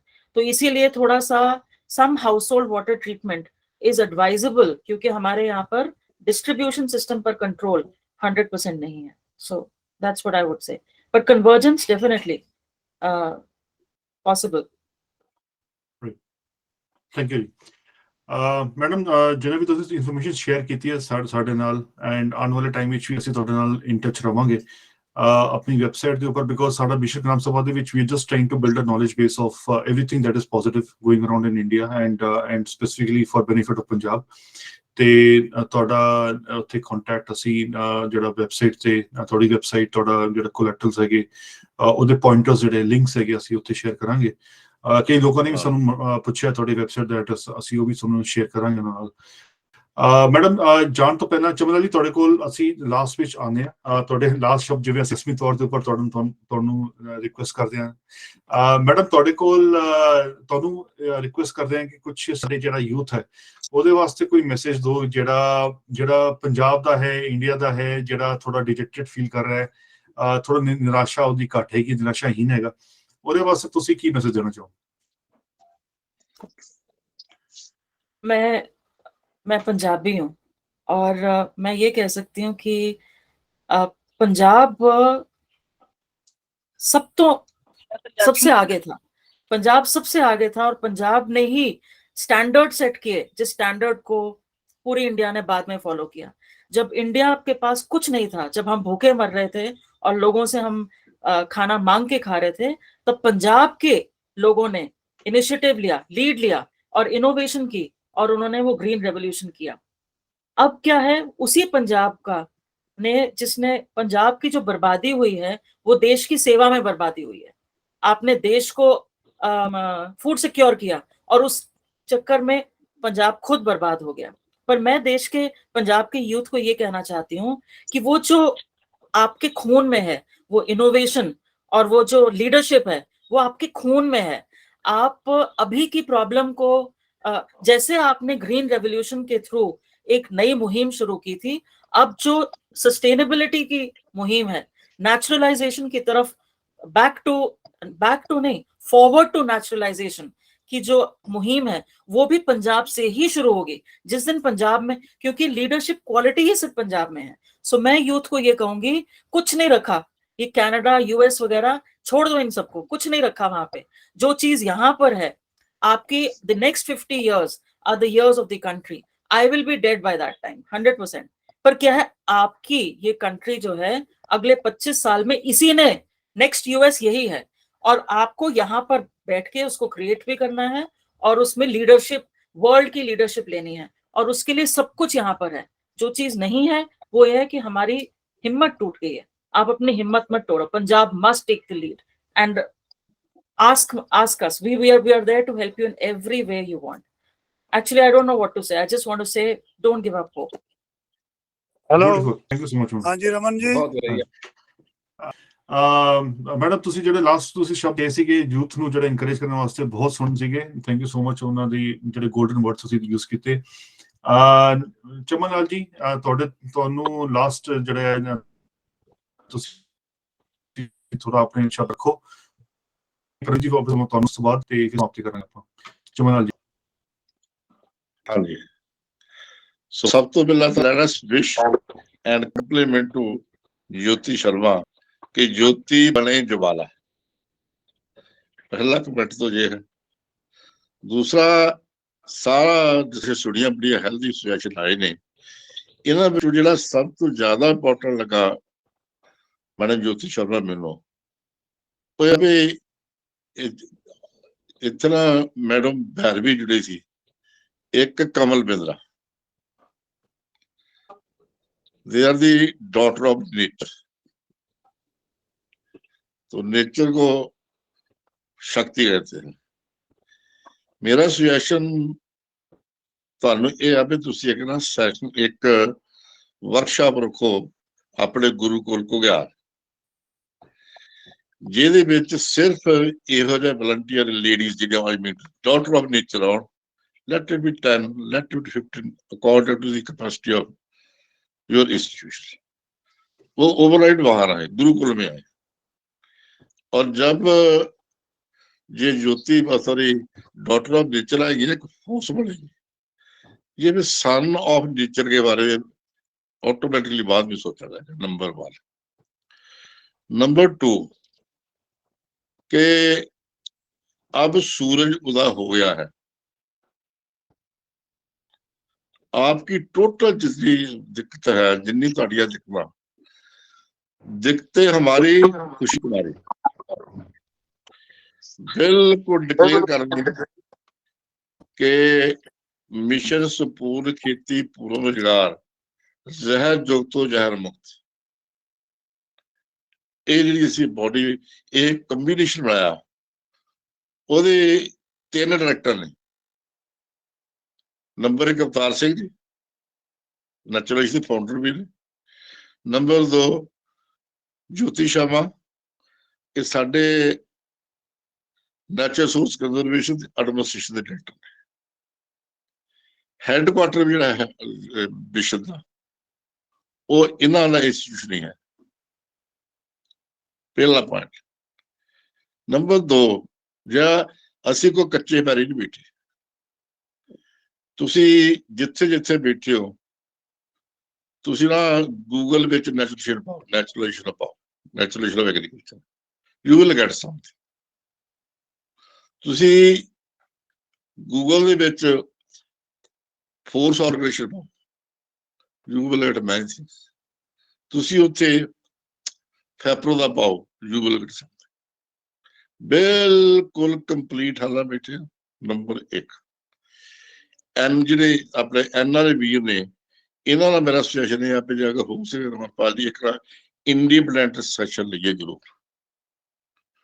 ਕਿੰਨੇ ਡੈਡੀਕੇਟਡ ਯਾਰ, ਕਿੰਨੀ ਦੂਰ ਬੈਠੇ ਮਾਤਮੂ ਮਰਜਤ ਕਿਸੇ ਵੇਲੇ ਅਰੇਂਜ ਕਰੀਏ। ਟੋਟਲ NRI ਵਿੱਚ ਹੋਰ ਵੀ ਆ ਸਕਦੇ, ਫੋਕਸ ਤੋਂ ਰਹਿਣੇ ਹੋਏ। ਸੋ ਕੋਈ ਇਸ਼ੂ ਨਹੀਂ। ਸੰਪੂਰਨ ਖੇਤੀ ਪੂਰਾ ਰੁਜ਼ਗਾਰ ਦੇ ਤਹਿਤ ਸਾਰੀਆਂ ਕੰਪਲੀਟ ਜਿਹੜੀ ਇਸ ਸਮੱਸਿਆ ਦਾ ਪਹਿਲਾਂ ਵੀ ਗੱਲ ਇਹ ਕਹਿੰਦੇ ਹੁੰਦੇ ਆ ਵੀ ਸਾਨੂੰ 5 ਕਿਸਾਨ ਦਿਓ, ethically, economically and environmentally better environment. ਇਹ ਹੈ ਲਾਸਟ ਫਿਰ ਉਹੀ ਗੱਲ। ਬਾਕੀ ਜਿਹੜੀ ਅਧਿਆਪਕ ਜੀ ਡਾਇਨਾਮਿਕ ਦੇ ਅਧਿਆਪਕ ਆਪਣੇ ਪਰਮਜੀਤ ਜੀ ਬੜੀ ਕੋਸ਼ਿਸ਼ ਨਾਲ ਡਿਪਟੀ ਕਮਿਸ਼ਨਰ ਨਾਲ ਮੀਟਿੰਗ ਰਖਾਈ ਆ, ਤੇ we will discuss, we will participate ਕਰਾਂਗੇ। ਤੇ ਇਹ ਜੋਤੀ ਸ਼ਰਮਾ ਜੀ ਆਪਾਂ ਨੂੰ ਮੋਗੇ ਬਾਰੇ ਪ੍ਰੋਗਰਾਮ ਬਣਾਉਣਾ ਹੀ ਪੈਣਾ। ਸੋ ਦਿਨ ਉਹਦਾ ਹੋ ਗਿਆ, ਕੋਈ ਸੁਜੈਸ਼ਨ ਵਾਲੀ ਗੱਲ ਨਹੀਂ। ਤੁਸੀਂ ਇਸ਼ੂ ਲੈ ਕੇ ਆਓ। ਸੁਖਪਾਲ ਸਿੰਘ ਹੁਣੀ ਇਹ ਦੱਸਣ ਸਾਡੇ ਪਿੰਡ ਦਾ ਜੀ ਪਾਣੀ ਦਾ ਇਸ਼ੂ, ਇਹ ਦੱਸਣ ਐਗਰੀਕਲਚਰ ਦਾ ਇਸ਼ੂ ਆ। ਕਰਮਜੀਤ ਸਿੰਘ ਭਟੂਰੇ ਵਾਲਾ ਜਿਹੜੇ ਆ, ਜਿਸ ਮੈਂ ਬੋਲਦਾ ਢੂਰਾ 140 ਕਿਲੋਮੀਟਰ ਹੈ ਜੀ, ਇਹ ਦੱਸਣ ਸਾਡੇ ਪਿੰਡ ਦੇ ਲੋਕਾਂ ਨੂੰ ਪਾਣੀ ਚੰਗਾ ਮਿਲੇ। ਤੁਸੀਂ ਦੱਸੋ ਸਾਨੂੰ ਪ੍ਰੋਜੈਕਟ ਸਾਡੇ ਪਿੰਡਾਂ ਦੀ ਇਕਨੋਮੀ ਬੈਟਰ ਹੋਵੇ, ਦੱਸੋ ਸਾਨੂੰ ਪ੍ਰੋਜੈਕਟ ਦਿੰਦੇ ਆ। ਉਹਦੀ ਲਾਸਟ एनवायरमेंट सेफ हो, वो भी देने। As far as government are concerned, we always respect the government over and over। ਤੇ ਸਦਾ ਜਿਸ ਲੋਕਾਂ ਦੀ ਮਦਦ ਮੰਗਦੇ ਆ ਤੇ ਗਵਰਨਮੈਂਟ ਦੀ ਕਿਉਂ ਨਹੀਂ। ਪ੍ਰੋਪਰ ਐਸਟੈਬਲਿਸ਼ ਇੰਸਟੀਟਿਊਸ਼ਨ ਨੇ, ਸਾਰਾ ਕੁਛ ਹੈ। ਸਵਾਲ ਸਿਰਫ ਇਹ ਹੈ ਕਿ ਜਿਸ ਵੇਲੇ ਗੀਤ ਵਜਦਾ ਨਾ ਪੁਕਾਰ ਫਿਲਮ ਦਾ, ਮੇਰੇ ਦੇਸ਼ ਦੀ ਧਰਤੀ ਸੋਨਾ ਉਗਲੇ, ਸਭੀ ਅਸੀਂ ਜਿੰਨੇ ਜੁੜੇ ਆ ਆਪਣਾ ਆਪਣਾ ਇੰਸਟਰੂਮੈਂਟ ਤਾਂ ਵਜਾ ਰਹੇ ਹਾਂ, ਲੇਕਿਨ ਉਹ ਮਿਊਜ਼ਿਕ ਦੀ ਰਿਦਮ ਵਿੱਚ ਆਉਣ ਵਾਸਤੇ ਕੁਝ ਸਮਾਂ ਲੱਗ ਰਿਹਾ।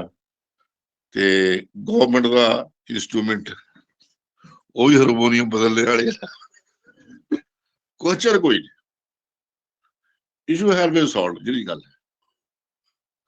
ਤੇ where there is will there is the way. We have the will and government has the resources. Let us join. So बड़ा धन्यवाद। मैं तो ये भी कहूँगा रमनपाल जी, अगर आफ्टर द सेशन कोई और भी वाटर की रिक्वायरमेंट हो गया, काफी इश्यूज रह गए, you may arrange another session.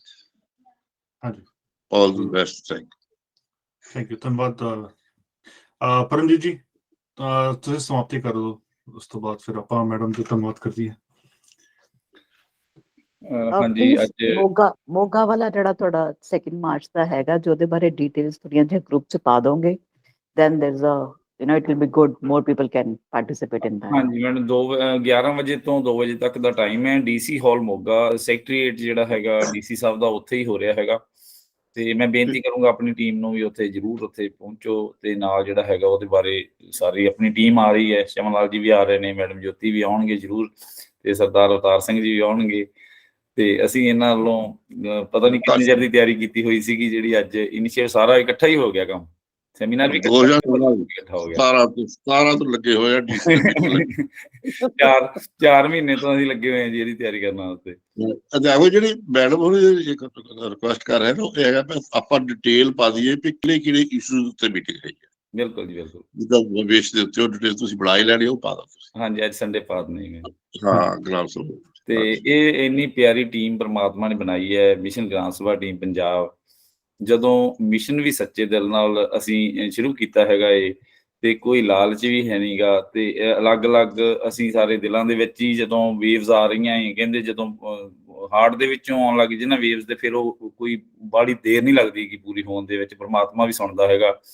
ਤੇ ਇੰਟੈਲੈਕਚੁਅਲ ਲੈਵਲ ਤੇ ਵੀ, ਜਿਵੇਂ ਮੈਡਮ ਨੇ ਕਿਹਾ ਵੀ ਪੰਜਾਬੀਆਂ ਨੇ ਤਾਂ ਚੇਂਜ ਲਿਆਤੀ ਸੀ ਕਿੱਡੀ ਤਗੜੀ, ਤੇ ਇਹਨਾਂ ਦੇ ਵਿੱਚ ਬਲੱਡ ਦੇ ਵਿੱਚ ਹੀ ਰੈਵੋਲੂਸ਼ਨ ਹੈਗੀ ਹੈ, ਚੇਂਜ ਲਿਆਉਣ ਦੀ ਸਮਰੱਥਾ ਹੈਗੀ ਹੈ। ਇਹਦਾ ਕੋਈ ਦੂਰ ਨਹੀਂ ਜਾਂਦੇ। ਕਿਸਾਨ ਅੰਦੋਲਨ ਦੇ ਵਿੱਚ ਹੀ ਅਸੀਂ ਦੇਖ ਲਿਆ ਇਹ ਨਜ਼ਾਰਾ ਵੀ ਕਿਵੇਂ ਟਰਾਂਸਫਰ ਕਰਤਾ ਸਾਰਾ ਸਿਸਟਮ। ਤਾਂ ਉਹ ਹੁਣ ਇਵੇਂ ਹੀ এনवायरमेंट ਨੂੰ ਚੇਂਜ ਕਰਨ ਦੇ ਵਿੱਚ, ਜਾਂ ਪੰਜਾਬ ਨੂੰ ਜਿਹੜਾ ਜੋ ਹਾਲਾਤ ਬਣੇ ਪਏ ਉਹਨੂੰ ਪਲਟਾ ਲਵਾਉਣ ਦੇ ਵਿੱਚ ਵੀ ਇੰਨੀ ਕੁ ਸਮਰੱਥਾ ਹੈ ਵੀ ਹੋ ਸਕਦਾ ਵੀ ਅਸੀਂ ਨਹੀਂ ਆਪਦੀ ਸਮਰੱਥਾ ਨੂੰ ਪਛਾਣ ਸਕਦੇ, ਜਿਹਦੇ ਕਰਕੇ ਨਿਰਾਸ਼ਾ ਚਲੇ ਜਾਂਦੇ ਹਾਂ। ਤਾਂ ਇੰਨੀ ਇਨਪੁਟਸ ਇਹਨਾਂ ਵਿੱਚ ਪ੍ਰਮਾਤਮਾ ਨੇ ਦਿੱਤੀਆਂ ਹੋਈਆਂ ਬਰਕਤਾਂ, ਤੇ ਇੰਨੀ ਇਸ ਜ਼ਮੀਨ ਦੇ ਵਿੱਚ ਜੋ ਕੁਦਰਤ ਨੇ ਦਿੱਤੀ ਹੋਈ ਹੈ ਬਖਸ਼ਿਸ਼ ਨਾਲ, ਇੰਨੇ ਗੁਣ ਦਿੱਤੇ ਹੋਏ ਨੇ ਤੇ ਬਲੱਡ ਵਿੱਚ ਨੇ। ਤੇ ਇਹਨਾਂ ਜਿਹੜਾ ਇੰਟੈਲੈਕਚੁਅਲ ਲੈਵਲ ਤੇ ਜਿਹੜਾ ਵਰਲਡ ਦੇ 151 ਦੇਸ਼ਾਂ 'ਚ ਪੰਜਾਬੀ ਜਾ ਕੇ ਕਿੰਨਾ ਕੰਮ ਕਰੀ ਜਾਂਦੇ ਨੇ, ਤੇ ਪੰਜਾਬ ਵਿੱਚ ਕਿਉਂ ਨਹੀਂ ਹੋਊਗਾ। ਤਾਂ ਇਸ ਕਰਕੇ ਆਪਦੀਆਂ ਸਮਰੱਥਾਵਾਂ ਨੂੰ ਸਿਰਫ ਪਛਾਣਨ ਦੀ ਲੋੜ ਹੈ, ਕੰਮ ਹੋਣਾ ਹੀ ਹੋਣਾ ਹੈ। ਚਮਨ ਲਾਲ ਜੀ ਦੇ ਕਹਿਣ ਵਾਂਗੂ ਉਹ ਸ਼ੁਰੂਆਤ ਹੋ ਚੁੱਕੀ ਹੈ। ਬਸ ਇਹ ਗੱਲ ਹੈ ਵੀ ਇਨੀਸ਼ੀਏਟਿਵ ਆ ਵੀ ਉਹ ਕਾਫਲੇ ਦੇ ਵਿੱਚ ਕੌਣ-ਕੌਣ ਆਪਣਾ ਯੋਗਦਾਨ ਪਾਉਂਦਾ ਹੈ। ਤੇ ਜਦੋਂ ਇਹ ਕੰਮ ਸ਼ੁਰੂ ਹੋ ਗਏ ਤਾਂ ਫਿਰ ਉਹ ਦਿਨ ਦੂਰ ਨਹੀਂ ਗਏ ਜਦੋਂ ਇਹ 12,000 ਪਿੰਡ ਤਾਂ ਕੁਛ ਵੀ ਨਹੀਂ ਗਏ, ਪੰਜਾਬ ਤਾਂ ਬਹੁਤ ਵੱਡਾ ਹੁੰਦਾ ਸੀਗਾ। ਤੇ ਜਦੋਂ ਇੱਕ ਮਾਡਲ ਬਣ ਗਿਆ ਫਿਰ ਉਹਨੂੰ ਦੇਖ ਕੇ ਕਾਪੀ ਮਾਰਨ ਤਾਂ ਆਪਣੇ ਬਹੁਤ ਜਾਣੇ ਤਿਆਰ ਹੁੰਦੇ ਆ ਵੀ ਇਹ ਵੀ ਪੰਜਾਬ ਦੇ ਵਿੱਚ ਖੂਬੀ ਹੈ ਵੀ ਜਦੋਂ ਇੱਕ ਦੁਕਾਨ ਖੁੱਲਦੀ ਉਹਦੇ ਨਾਲ 10 ਦੁਕਾਨਾਂ ਆਪੇ ਖੁੱਲ ਜਾਂਦੀਆਂ ਵੀ ਮੈਂ ਵੀ ਉਹੀ ਖੋਲ੍ਹਾਂ। ਤੇ ਜਦੋਂ ਇੱਕ model best model world class ਬਣ ਜਾਊਗਾ ਤਾਂ ਉਹਦੇ ਨਾਲ ਦੂਸਰੇ ਮਾਡਲ ਆਪੇ ਹੀ ਬਹੁਤ ਵਧੀਆ ਬਣ ਜਾਣਗੇ। ਤੇ ਅਸੀਂ ਜਿਹੜਾ ਹੈਗਾ ਜਿੱਥੇ ਇਨਵਾਈਟ ਕਰਦੇ ਹਾਂ ਸਾਰੀ ਟੀਮ ਨੂੰ, ਉੱਥੇ ਅੱਜ ਦੇ ਪ੍ਰੋਗਰਾਮ 'ਚ ਮੈਡਮ ਜੋਤੀ ਸ਼ਰਮਾ ਜੀ ਦਾ ਤਹਿ ਦਿਲੋਂ ਬਹੁਤ ਬਹੁਤ ਧੰਨਵਾਦ ਕਰਦੇ ਹਾਂ। ਤੇ ਸਾਰੀ ਟੀਮ ਜਿਹੜੀ ਹੈਗੀ ਹੈ ਉਹਨਾਂ ਦਾ ਅਗਲੇ ਹਫ਼ਤੇ 8 ਵਜੇ ਤੱਕ ਨੈਕਸਟ ਪ੍ਰੋਗਰਾਮ ਤੱਕ ਬਹੁਤ ਬਹੁਤ ਧੰਨਵਾਦ ਦਿਲੋਂ। ਤੇ ਅਗਲੇ ਹਫ਼ਤੇ ਮਿਲਦੇ ਹਾਂ ਇਸੇ ਸਮੇਂ ਤੇ 8 ਵਜੇ ਇਸੇ ਪ੍ਰੋਗਰਾਮ ਦੇ ਨਾਲ ਇੱਕ ਨਵੇਂ ਅੰਦਾਜ਼ ਵਿੱਚ। ਉਦੋਂ ਤੱਕ ਸਾਰਿਆਂ ਦਾ ਬਹੁਤ ਬਹੁਤ ਧੰਨਵਾਦ। Thank you. Thank you madam, thank you ਸਾਰਿਆਂ ਦਾ।